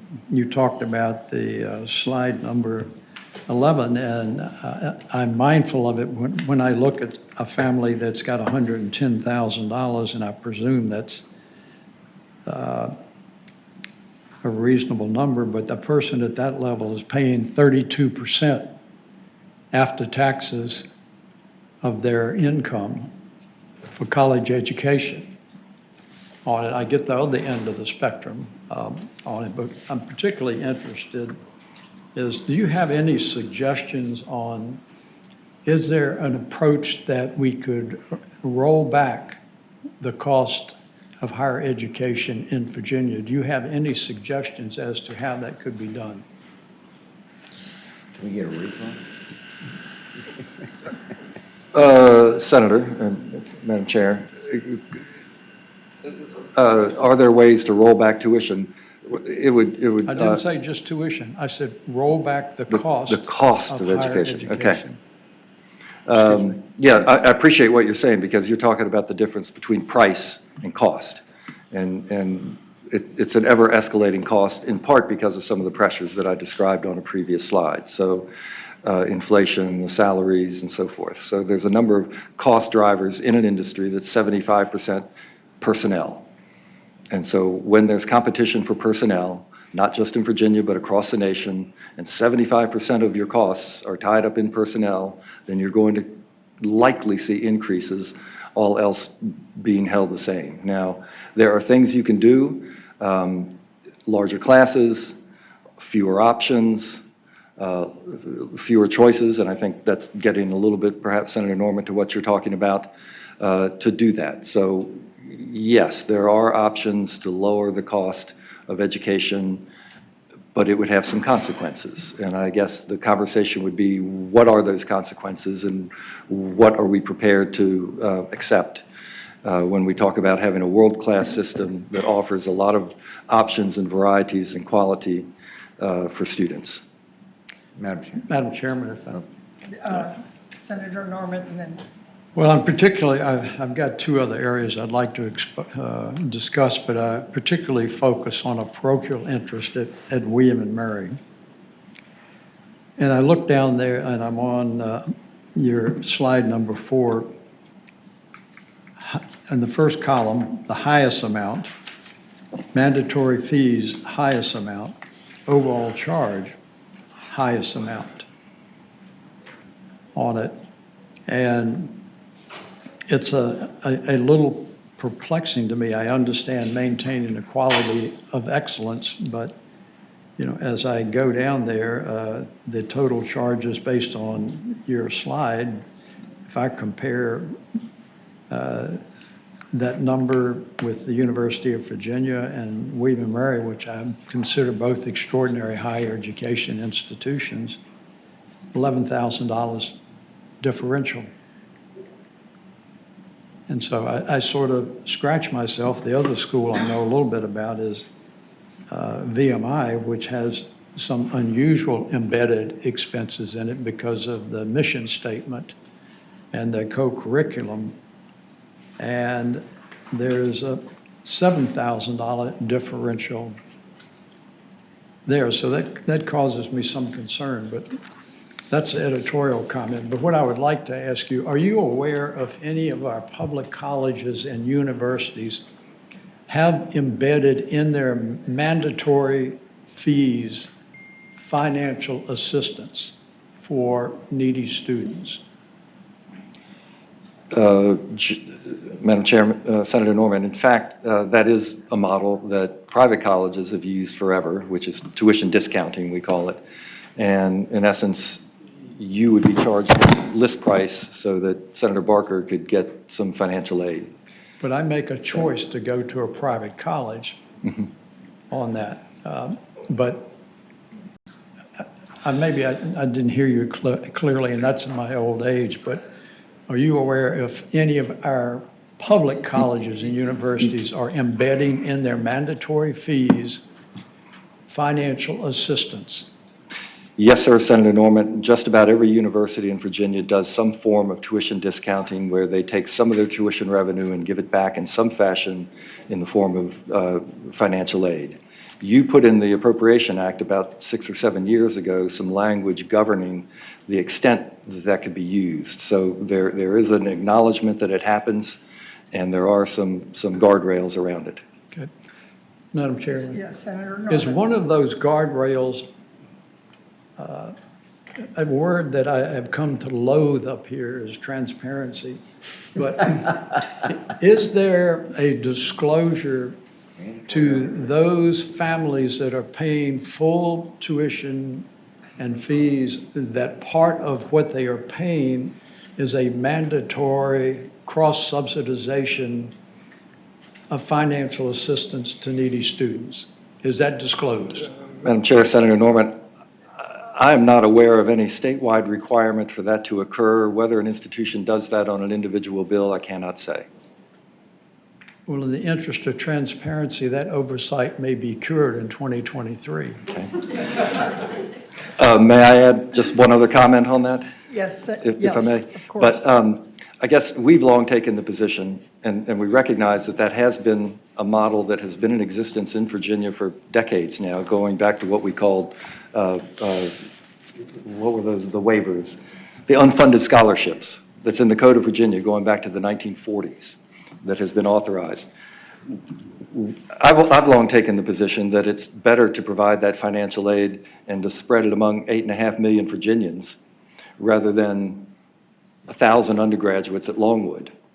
So if you're going to find some ways to provide student financial aid, it's better that the entire Commonwealth contribute in that instead of trying to do it at a unit of measure as small as an undergraduate class. Madam Chairman. Senator So Norman. if I follow up your And logic. is this your final question? Yes. Thank If I you. follow up your logic, then the families that are paying full tuition fees, they don't need to know that they're paying part of that. They're totally unaware of it. And so are you suggesting to me that doesn't matter? Madam Chair, I don't mean to interrupt, but I didn't understand Mr. Blake to respond that way. I think he responded that there ought to be an alternative, that we ought to spread the cost of financial aid among the population. I heard what he said very clearly. Senator Norman, if that's what you heard, that was a failure on my part to communicate, so. All right, thank you, sir. Senator Peterson. Right. Just briefly, as someone who's been writing these checks for the last few years, I like this idea, the refund. But I think here's the point that I would make, and I have represented George Mason at least up until the end of this year. I would not make a fetish of this whole idea of no tuition increase. I think at the end of the day, we're living in a world of what, 6 to 8% inflation? And the idea that we're going to have no tuition increase, I think, is a little bit unrealistic. The dollars are just worth less than they were a year ago, and then they're worth less than they were the year before that. So I think it's important that we have this scrutiny, and I like the fact that you're getting a hard time, okay? Not that I like you, Peter, but that's good. I mean, we should be examining these numbers, but again, let's not make a fetish of this no tuition increase when we're living in a world of 6 to 8% inflation. Thanks. Thank you, Senator. Madam Chair. Yes, Senator Hanger, and Thank then you. Senator Marsden. Thank you. I like, the numbers are interesting and helpful, but there's one set of numbers that's missing, and I understand why they would be at this point in time, because like community colleges are still enrolling, but we don't have the numbers of students per college and university. And that's relevant to me because I've had a concern over for a number of years now that we have excess capacity in our system, and that all of our college university presidents seem to be pursuing growth models still. And it's something that we're going to have to address probably broadly if we're going to be able to curb the over, because you've got fixed costs that become higher as you have a lower number of students. We had a 14% decline in student population, I think, over the last decade that's available. And I've been doing my part. I got 5 kids and 16 grandkids so far. Right. But that's not what most people are doing these days. So I think it's, I think we're going to have to somehow address that. That's one item, and Madam Secretary of Education, that's one concern I have about lab schools, that all of our colleges and universities are looking for different revenue sources. And I think we have to be careful as we expand that we just don't create an opportunity for more money to flow that may or may not be helpful to the students we're trying to help. Yeah. Thanks. Thank you, Madam Chair. Going back to slide number 11, if I could, an interesting data point here might be, now, you look at William and Mary here at the bottom, building on Senator Norman's comments, is that, boy, they do a great job with people 0 to $30,000. But how many students does that represent? Because obviously, at the other end, they charge the most. So having an idea about what percentage of the students are in each of these categories would help us see whether there's these wide divergences or whether they're spread out evenly, in graduated forms, and what the different universities are doing. I think would be an interesting data point to have next year when you're making the presentation, and maybe could suggest at what point we might have a suggestion at that point in time as to what the best trend line would be, as opposed to one person at $3,000 and Right. 2,000 at 34,000. That type of thing. Thank you. Madam Chair, Yes. on both what Senator Hanger said and Senator Marsden, I'd like to come back and talk to you more and have this conversation about enrollments and what it looks like over the next 10 years, as well as the issue of how many students are in that category. So those are both topics that I'd be happy to go into greater detail with you and your staff. Madam Chair, Senator Deeds. if I could, following up on those points, and Senator Norman, we every year we have requests for additional capital money from the community college system and from all our institutions for higher learning. And the reality is we've seen community college student growth not happen. We've seen most of the community colleges lose enrollment over the last few years. Senator Norman made a point in a floor speech this past year that as UVA and Virginia Tech and William & Mary and VCU grow, and JMU grow, Radford and Longwood and the community college system lose valuable students. We need to have a long-term discussion about how we want our system to grow. And where we want that, what we want that growth to look like. It seems to me if our goal is to get to 67% of E&G, we've got to figure out what that number needs to look like and how it's going to be dispersed. Yeah. Thank you, Senator Deeds. Okay, thank you so Okay, much. thank you very much. Very helpful. Secretary. Madam Chair, members of the committee, I'm happy to come back up again. And I just have a couple of comments to reflect on what this really interesting and important conversation just mentioned, and then happy to answer any questions you may have of me. So first of all, what you all just described is what this Governor Youngkin, has been talking about a whole lot, which is this challenge of having Virginia's higher education system being one of excellence and one that is part of a vibrant economy and a vibrant community and vibrant commonwealth, and to be best in class, right? It was mentioned earlier, we have one of the strongest and greatest higher education systems in the nation. How do we keep that as our North Star and make sure that we have an excellent system? And how do we make sure that that system is accessible and affordable to Virginians? And that's the challenge. And this is a challenge that every state in the nation is having right now. They don't have the luxury of starting at the top where we are in terms of excellence, but this challenge of how do we create systems that are sustainable given all the things you all just mentioned. We know that there are issues with birth rates. Thank you, Senator, for doing your part, though.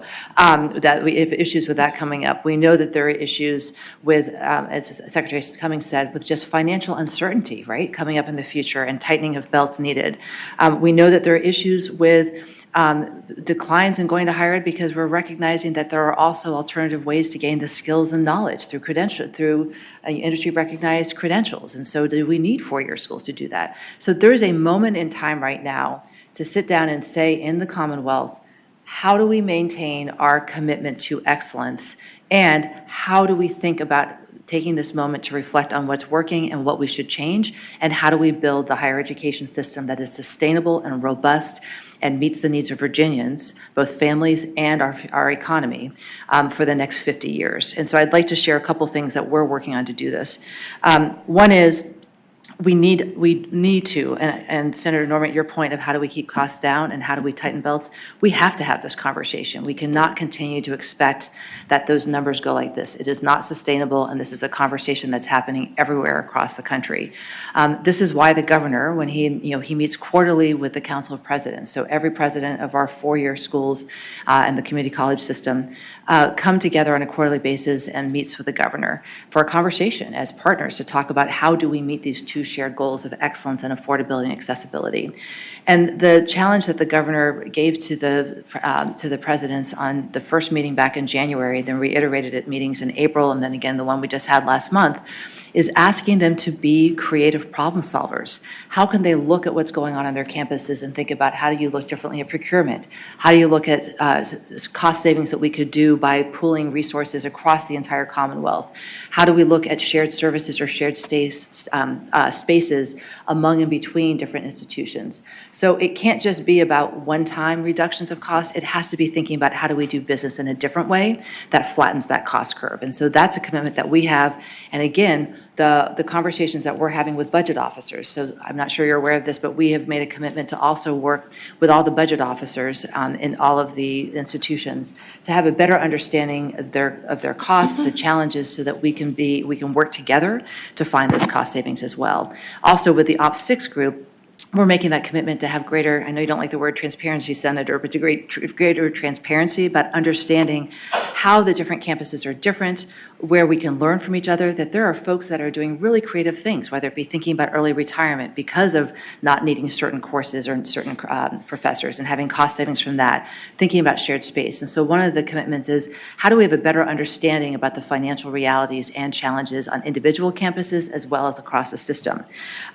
Two, we did ask the governor did ask the president to maintain a flat tuition this year in the spirit of, because there was so much uncertainty in the economy. And as the numbers just showed, especially for middle-class parents and families that were not able to access financial, it just was a really difficult time for families to be able to raise tuitions.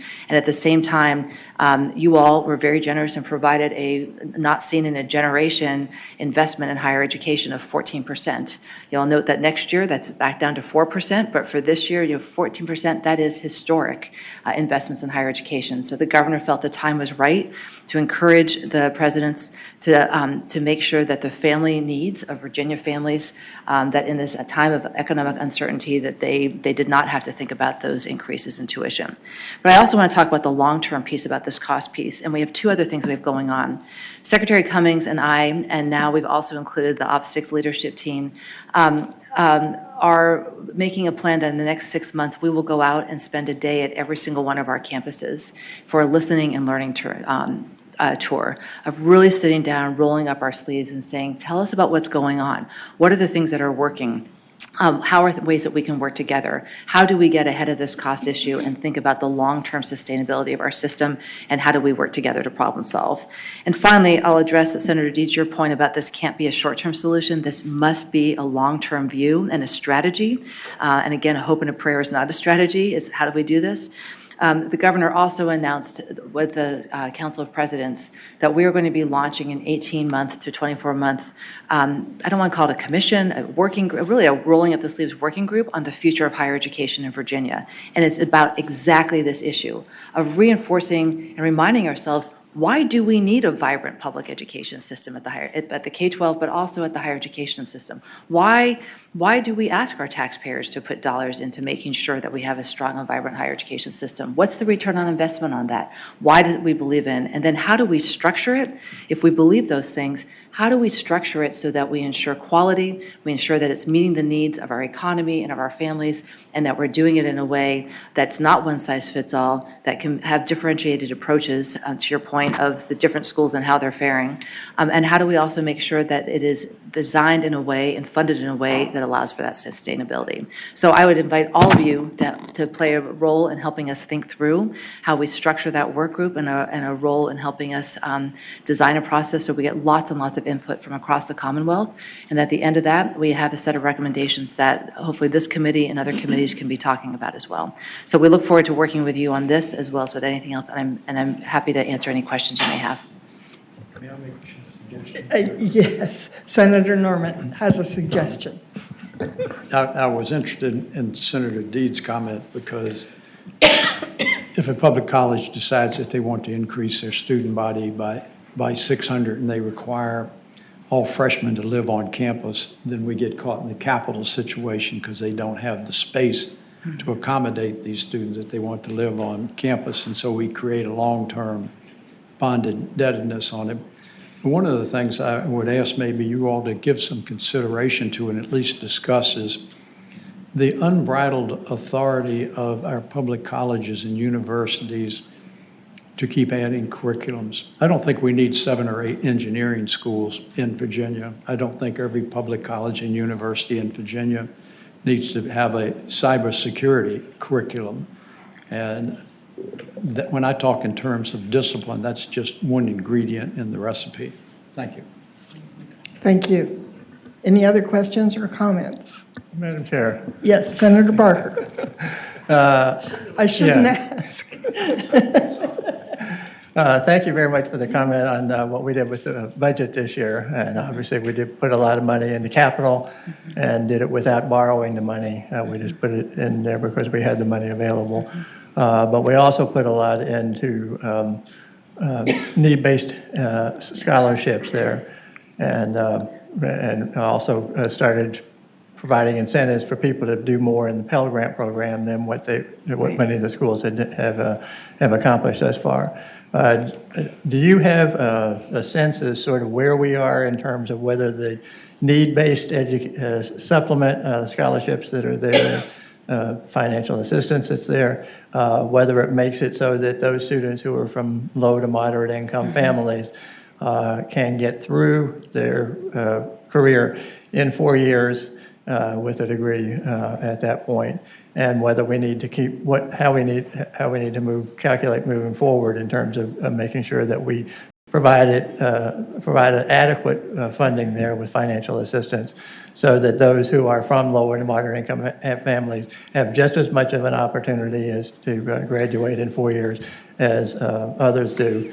And because we made the investment this year, we're substantially increasing that funding, but we want to be able to continue that so that we can provide opportunity rather than have the lower income students or students from lower income families not graduate at the same rate as their peers because they can't afford it and they have to do jobs, and it just sort of leads into a thing where they don't graduate within 4 years, and some never do.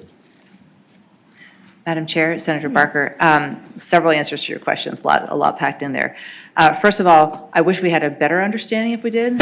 Excuse me, this piece that Director Blake just walked us through in terms of the report, one of the things that we're working on, I would love to see much more in here around reporting out on both capital expenditures and on financial aid, and have that spelled out more so we can have all of that information in one place. Page 7 in particular says here are all the ways that the state is supporting higher education and supporting it, and it's not a complete picture. It's not comprehensive. There's always an asterisk saying this doesn't include financial aid and capital.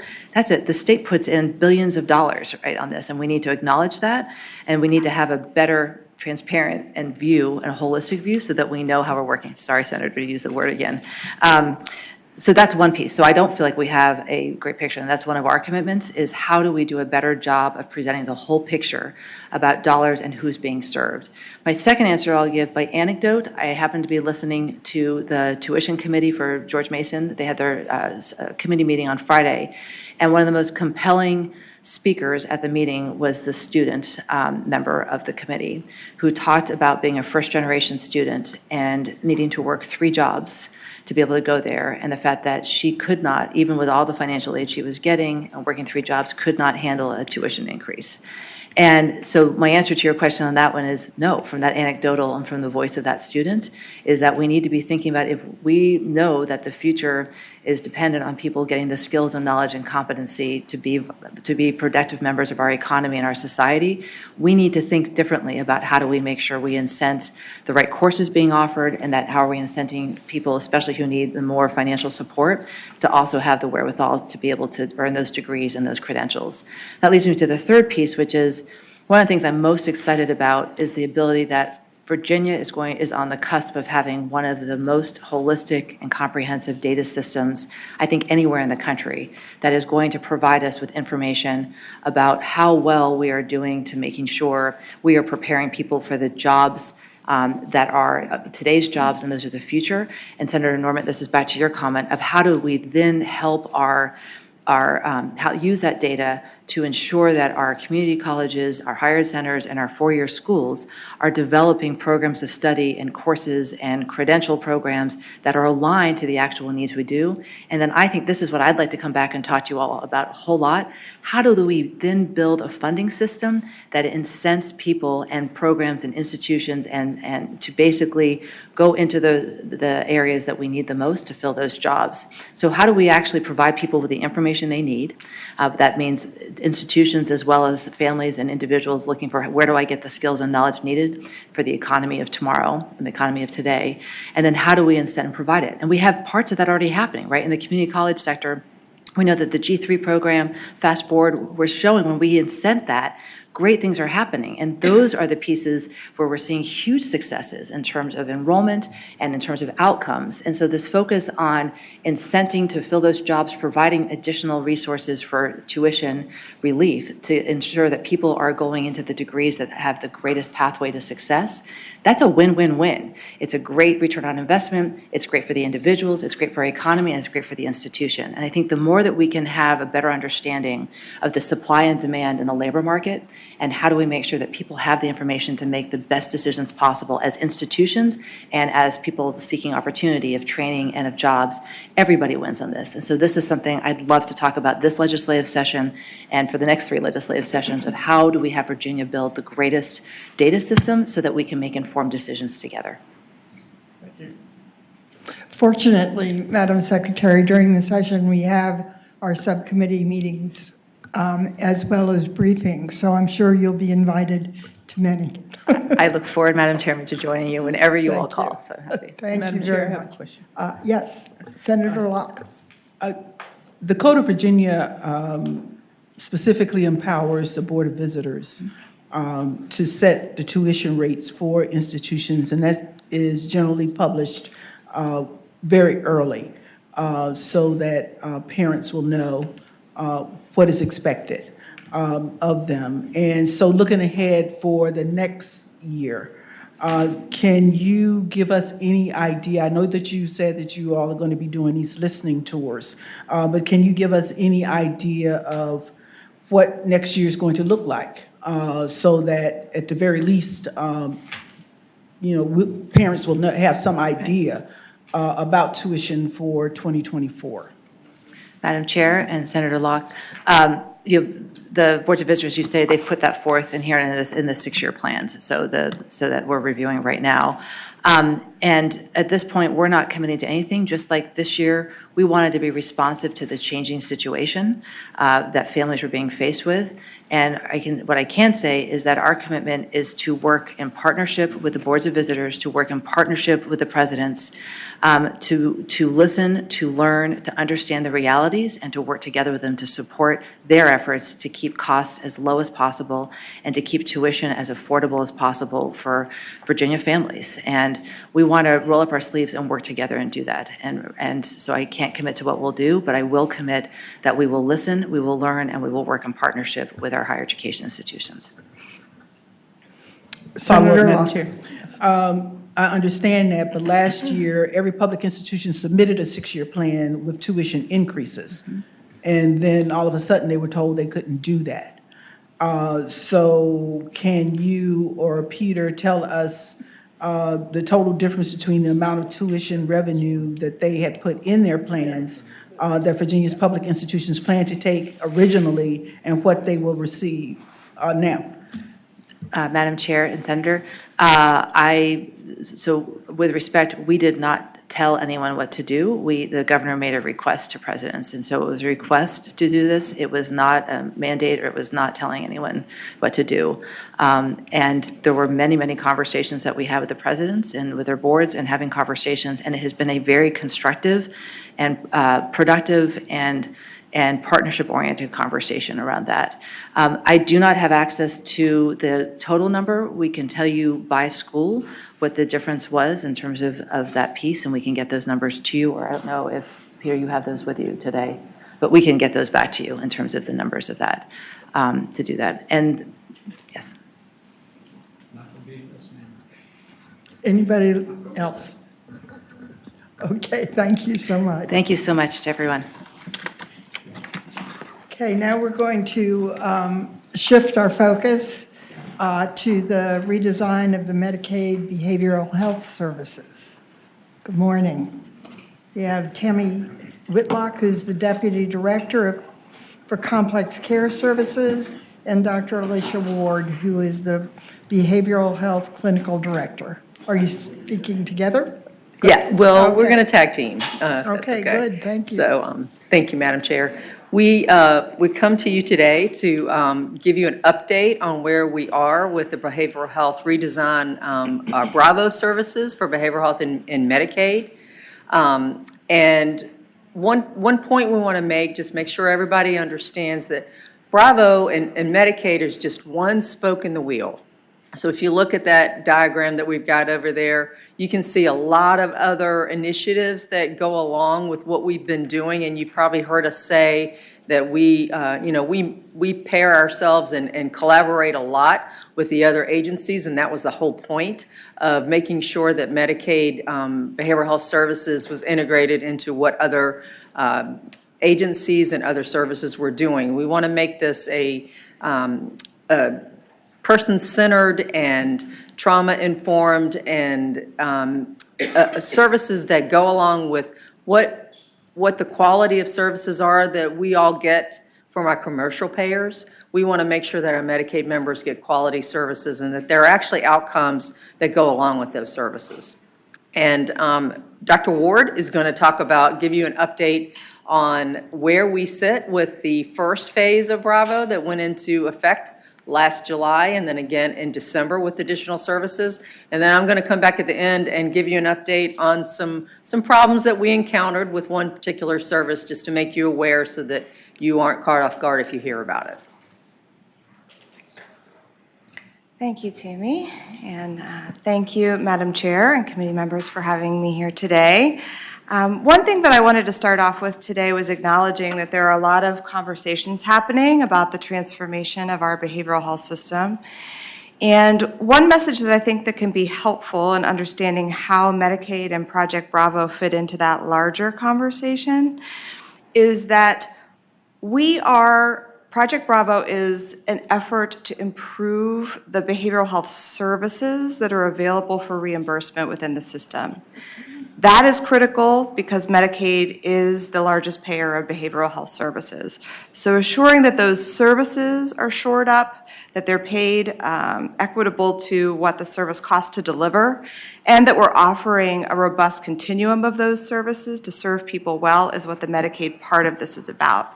There's a lot of other conversation to be had about the structure, the function, the mechanism of all the complicated parts of our system. This is about service. So with the generous support of the General Assembly, for which we are very grateful, we have been able to begin movement towards development of that more robust continuum. I know you can't read the details here. This is meant to be really a visual representation of the change that we are looking to create. And so in that purple diagram, you see our traditional continuum of care through Medicaid. And that is what I've frequently referred to as the big purple cliff of community mental health and rehab services. This is a large pot of very intensive and vague services. And one of the goals for us has been developing a more equitable stair-step design that you see in the blue. So this is kind of the long-term vision presented by Project Bravo of assuring that we have services ranging from those related to prevention and recovery supports all the way up through where we spend most of our money as a state on inpatient hospitalization. We are currently under construction with your support, and so that first phase of services has created a bit of a rainbow. So I tried to create a visual to represent where we're at in that construction of the dream system that we would like to achieve. So the blue levels of care lines that you see here are those that are new. They're new stair steps that we've built in with your support. The purple lines are where it's been untouched, and that's where we still have business as usual essentially. And where you see kind of a magenta type color is where we have infused evidence-based services into existing levels of care. So they're kind of in the in-between zone. We have been hard at work across our interagency partnership of the Department of Behavioral Health and Disability Services and ourselves in implementing a set of new services over the last 14 months. These launched in July of last year when we began the enhancement of assertive community treatment, intensive outpatient services, and partial hospitalization programs, and was followed in December with the quite ambitious launch of our comprehensive crisis services, advertisement on my t-shirt, along with the launch of 988, and then multisystemic and functional family therapy, which are two intensive evidence-based practices for youth. We have had many accomplishments this year. We have met all of our implementation deadlines, despite these being the timeline for these being cut in half due to pandemic delays. So we have moved rapidly as Medicaid has ever moved, to create these new services, to do all the operational changes and bring them online, and that is in no little part attributable to the partnership between the two agencies and with our managed care organizations and our fee-for-service contractor. We've also kept really close contact and good partnership with our advocates and our behavioral health associations. Some of this has been through what was created through mandated budget language, what we call the MCO resolutions panel. This allows providers to bring particular trend level issues related to claims issues or operational issues to a public meeting where we are then able to take those back and get them remediated. We've had a lot of success with that process, and it continues on a bi-monthly cadence. We have also launched, in partnership with all of the child serving agencies and the Department of Health, the development of the Center for Evidence-Based Partnerships with Virginia Commonwealth University. That is supported by a number of contracts with existing agencies to support the work of all of our initiatives to better our system. And in a moment, I will give you a preview of our behavioral health dashboards, which were also launched as part of this effort. We, of course, want to acknowledge the challenges that we have faced during this implementation, one of those being that it is an interagency collaboration, and that means that the funding to support the collaboration is really spread across two different agencies. That requires that we work really closely together to assure that those funds are used reflective of the needs of the larger effort. There were not the amount of training dollars were not allotted to the Department of Behavioral Health that really would have allowed the level of training necessary to lift these services as far as we would like them to be lifted, but that's okay. We've worked with what we've had, and we hope for future investment that will allow for more training for our workforce. Already a theme today, and something I know you hear about every day, is our ability to sustain and maintain the behavioral health workforce. That's very critical to the success of this initiative. That workforce crisis has limited our expansion. If I might interrupt you, I'm sorry. But I would greatly appreciate it if you would let our staff know exactly how much you think you need to do this adequately and promptly. Thank you, Madam Chair. We will talk with our partners at the Department of Behavioral Health in that regard. Thank you. I also cannot underscore enough, even by wearing the t-shirt, that the complexity of developing a comprehensive crisis structure is going to be something that will present an enormous opportunity for innovation in the Commonwealth. Well-developed comprehensive crisis systems like that of the state of Arizona have taken 20 years to develop, and we are 6 months in. We've learned a lot of lessons, and we're going to talk about some of those today. So I have just shed light on these new services that we have brought into the system, and I'll speak a little bit about what is coming next. Just in a few weeks, we are starting our first service learning collaboratives.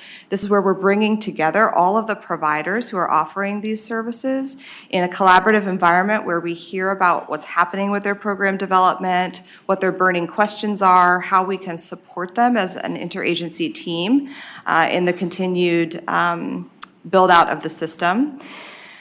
We are going to, for many years, be building out this crisis system, and that has involved a lot of learning from other state systems that are structured differently from ours to think about in that bigger picture of system transformation, what needs to happen to optimally braid funds to bring different agencies and localities and regions together to make all the pieces of that system fit together, and that's a journey that we're committed to remaining on. And then we need to build out provider capacity for the current services that came online 14 months ago. So they have been stood up, they are billing, they are claiming, things are going well. But for example, we would like to see increased build out of some of those services. For example, more intensive outpatient and partial hospitalization programs specifically for children. There's a really beautiful program that has started at the Children's Hospital King Daughters that is doing that service, really incredible. And we would love to see more programs like that that are so integrated and really embracing the vision of Bravo and delivering these high-quality services for the Commonwealth. The next logical step, so the next piece that comes with thinking about the future, is determining what would potentially go next based on the priorities of the Commonwealth. And that first step, as you all saw us go through 2 years ago, was really developing the rates for services that would fill out that continuum and determining where the Commonwealth would like to prioritize and invest, and if they would like to prioritize and invest. So this is a picture of something that we have worked very hard on over the course of COVID. This is the front page for our behavioral health dashboards. This is utilization data that you can filter by state fiscal year, by the type of behavioral health program. You can filter it by the type of service and also member age by category. We have had to make a lot of tweaks to this over time, and that is the nature of dashboards. As I like to say about dashboards, they are a place to begin asking questions, not necessarily a place to find the final answer. So we have worked on integrating feedback on what is most useful in these. I'm sure that process will continue. They are refreshed once a month with new utilization data. And they have already proven to be a helpful tool in working with stakeholders who are able to look at that data and consume it and then begin to make more educated guesses and questions about what's happening in the system so they can bring those to us and we can work together to find answers or solutions. You can click through different fields that aren't visible here. One that may be of particular interest to you as legislators is the geographic heat map tool. That's where you can pull up things according to different localities and see the utilization of different services within those areas. You can also pull up a large window that Deputy Whitlock will show that has the overall expenditure trends over years. We also always give the caveat, there is a claims lag in Medicaid, so what you see is always going to be incomplete for the current year.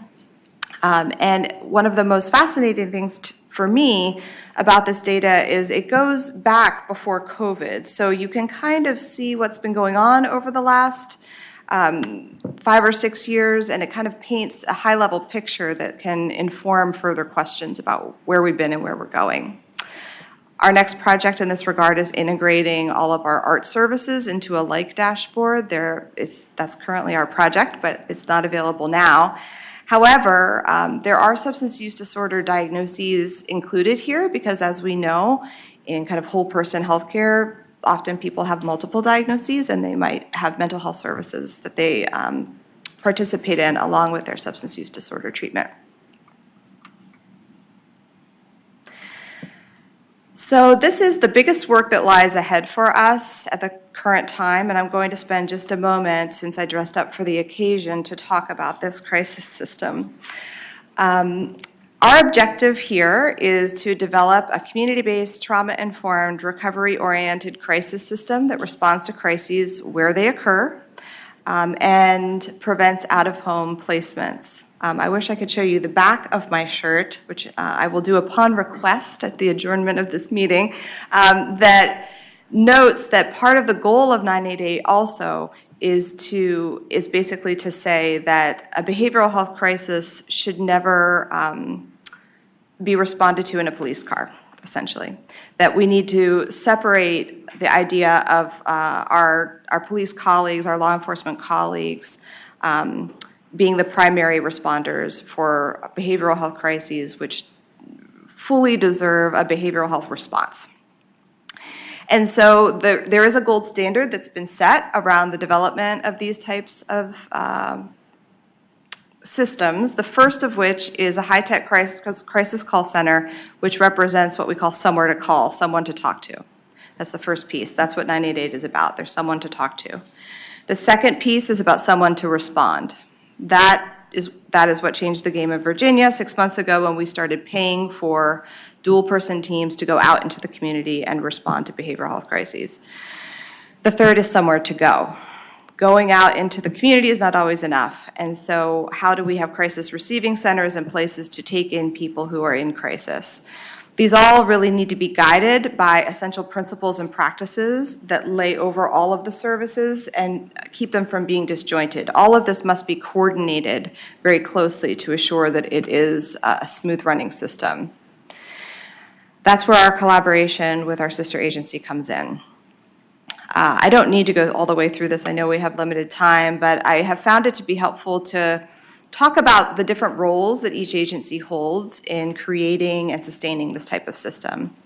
On the Medicaid side, where I sit, our role is really to develop the service definitions and publish the policy manuals that describe what we're going to pay for in this system.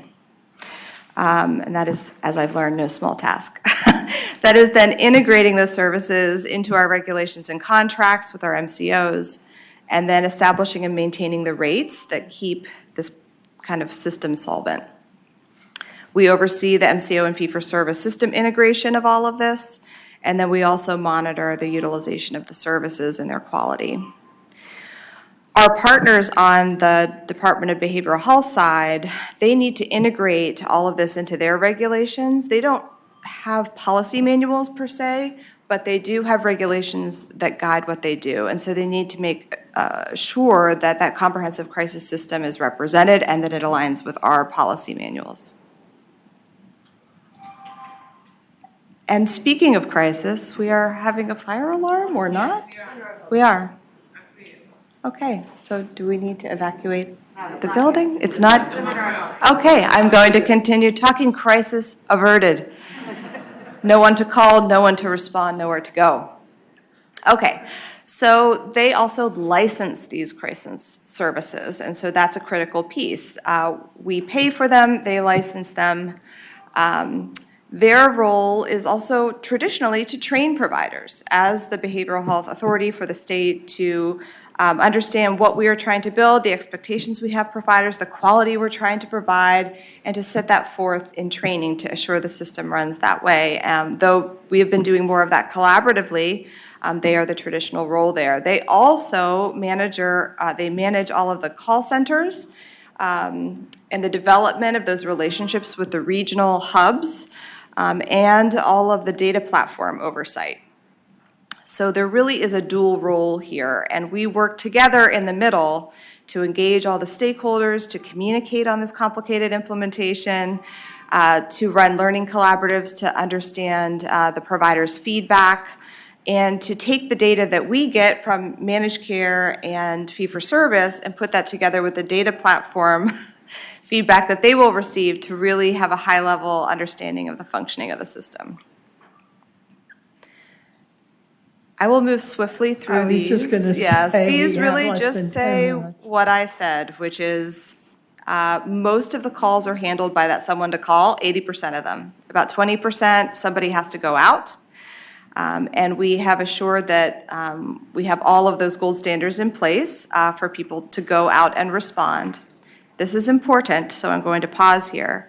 We also developed a service that is rather unique here in Virginia. It's modeled after New Jersey's like service. It's called community stabilization. This service was intended to be a bridge to community care because of the access issues that we know to exist in our system. Our concern was if folks went out and did a mobile response and there was no one to connect them with immediately, that we needed a bridge service to carry people forward until they could access their longer-term intended referral. We created this bridge service with good faith that we would be able to get people to where their final destination would be with their final provider. And this would be a diversion from higher levels of care and a discharge option when coming out of a higher level. the crisis continues. These crisis receiving centers, also very grateful for the support of the General Assembly and the build out of some of these centers. Very important to have these behavioral health urgent care type environments in the community where people can go as an alternative to emergency departments. And this is a high level picture of the type of outcomes and expectations that we have in this system, where decreased use of emergency departments, of police response significantly decreases the need for folks in behavioral health crisis to be involved in the carceral system, to be sitting in the ED not receiving any behavioral health treatment, or in temporary detention orders. I am now going to hand this over to my deputy to speak about that service that I just talked about as a bridge. So I'm going to go fast. I can be real fast and say that we found a problem. We identified how much it was going to cost and what we needed to do, and we're fixing it. But I did put a few slides in here for you guys to understand what that problem is. So community stabilization, as Alyssa said, is our bridge to another service. What we have found is that in the first 6 months of the service, 20% of the providers were accounting for 80% of the cost.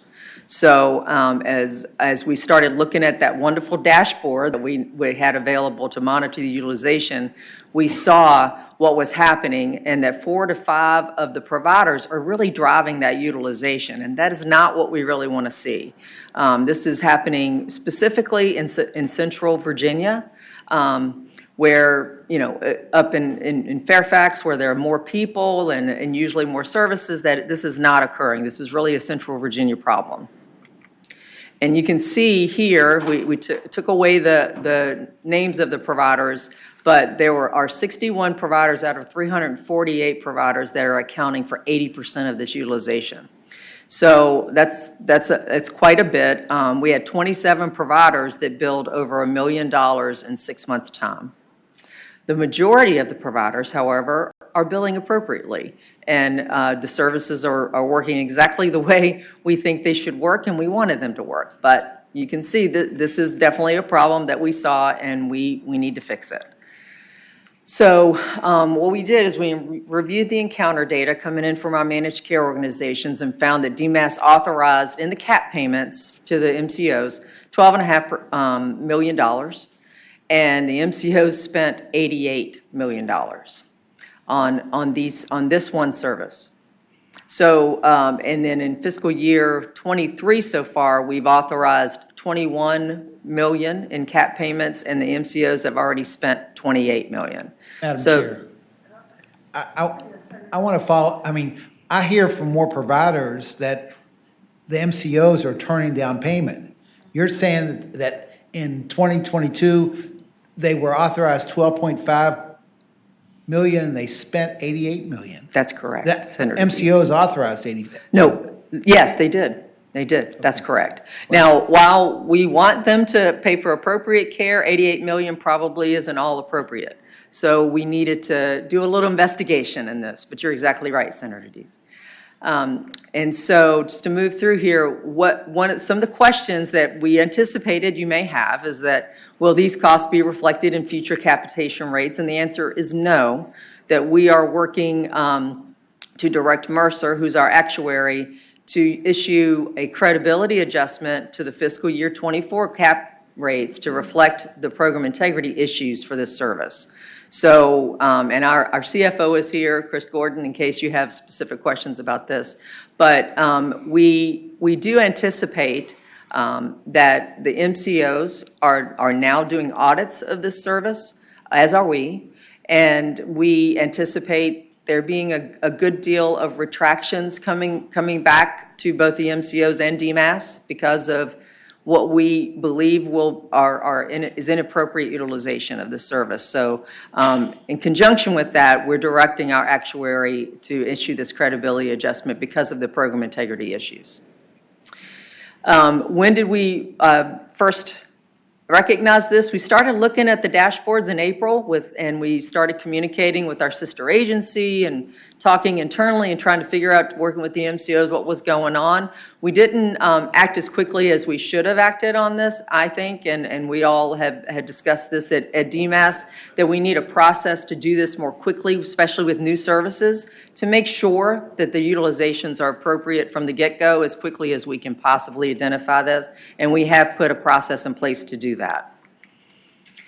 What are the other things that we're doing that you may hear about is that we moved to put in, so originally, since this was part of the crisis continuum of services, we had what's called a registration for this service, as we do with other crisis services. That means that the provider really didn't have to give a lot of clinical information, not as much as they would for other services in the behavioral health spectrum that we use. So we have implemented now a service authorization that started on September 1st. We are gathering data from our MCOs every week. We got some in this week.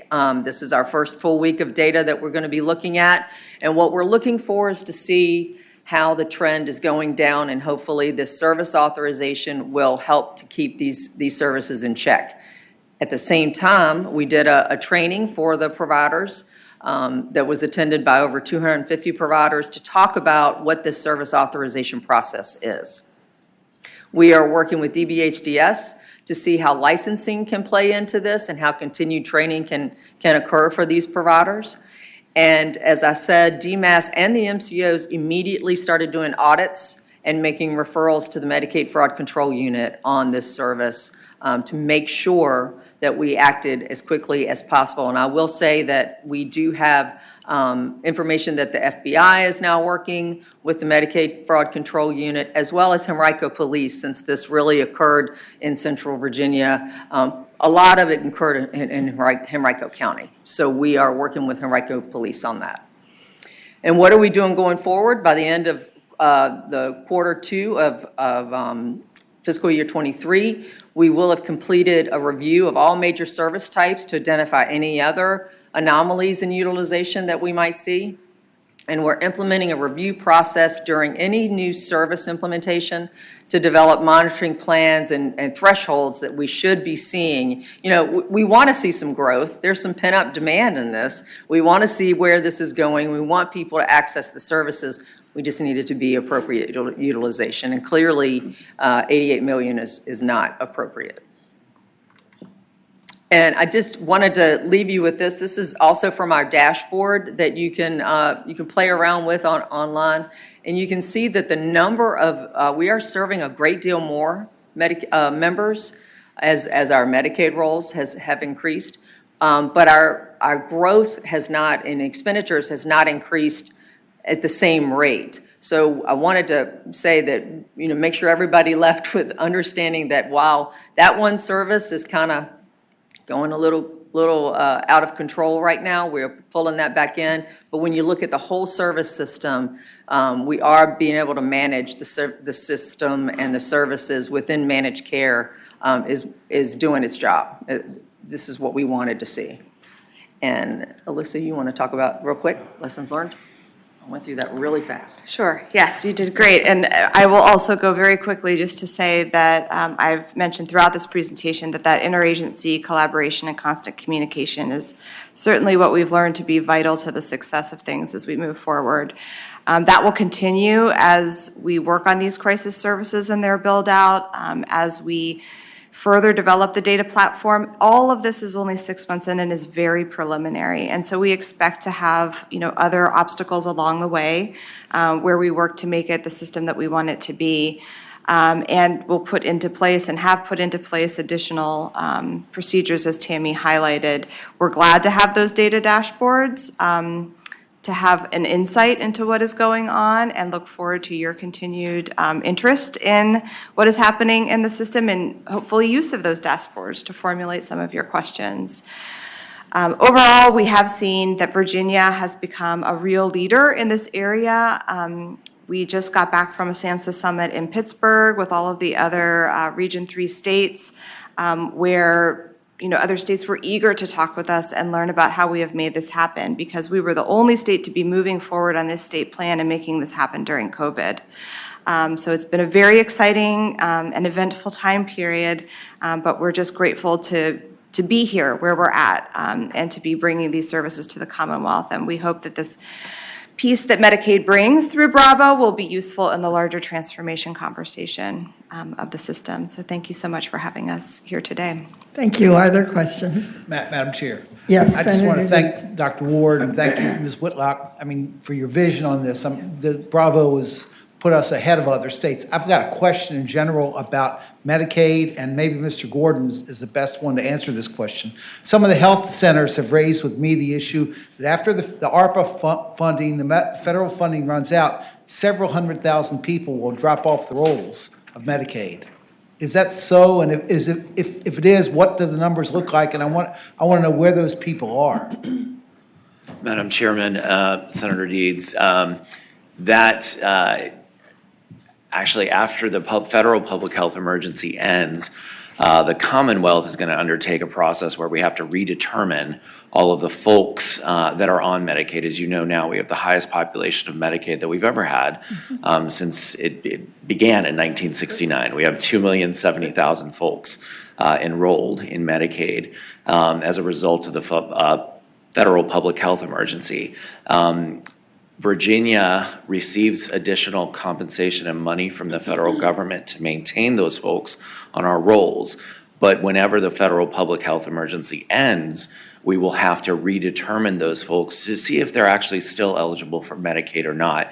And the plan isn't to simply cut them off. Our plan is actually in collaboration with the Secretary's office and multiple different parts of the administration to work to make sure that those folks have an exit ramp and to connecting them with the federal marketplace, the state exchange. And so I wouldn't consider that statement completely accurate as it was phrased to you. Well, Madam Chair, well, the number that they used, I thought it was like 450,000 people are going to be at risk of losing access to care. That number, that range was presented by the Department of Medical Assistance Services when we were looking at the number of folks that would potentially be impacted from the redetermination. So it's not linked to ARPA necessarily, but it is a consequence of the federal public health emergency and the ongoing extension, the funding Virginia receives to that. Some of the folks that we know that are enrolled in Medicaid, in our Medicaid expansion population, have received and obtained gainful employment and have employee or employer-based health insurance. And so in that case, obviously, the best place for those folks is, not necessarily in the Medicaid space, but that's the research we need to do. And we're actually, our Deputy for Administration, Sarah Hatton, and Director Roberts, Cheryl Roberts, of our agency is actually undertaking that in conjunction with Secretary Littell and the Department of Social Services and the Department of Behavioral Health and Developmental Services as well, sir. Okay, thank you. Thank you very much. Okay, I'd like to thank you all, and I'd especially like to thank you for your forthrightness on the problem you faced and the quick actions you're taking. It's greatly appreciated. Thank you, Madam Chair and Committee. Thank you so much. April, I believe you have an announcement. Thank you, Madam Chair. I just wanted to quickly make this announcement and remind the members that from time to time we have had a Commonwealth Management Fellow with us. And you might remember that program is a state program where the employee comes in and does 3 8-month rotations around state government. So one way of sort of growing the future state employees. And we currently have a management fellow with us who I wanted to introduce and have her stand up. Her name is Anya Pfeiffer, and she is a double graduate of the University of Virginia. And most recently, she received her master's in public policy from the UVA Batten School of Leadership and Public Policy. And she will be here with us through the session and be helping us a lot, especially in the area of education in the annual meeting. So thank you for the opportunity to make that announcement. Thank you, and thank you for being of assistance to us. I hope we don't overwork you, but I'm sure we're going to work you. Is there anything else to come before the committee? If not, the committee will rise.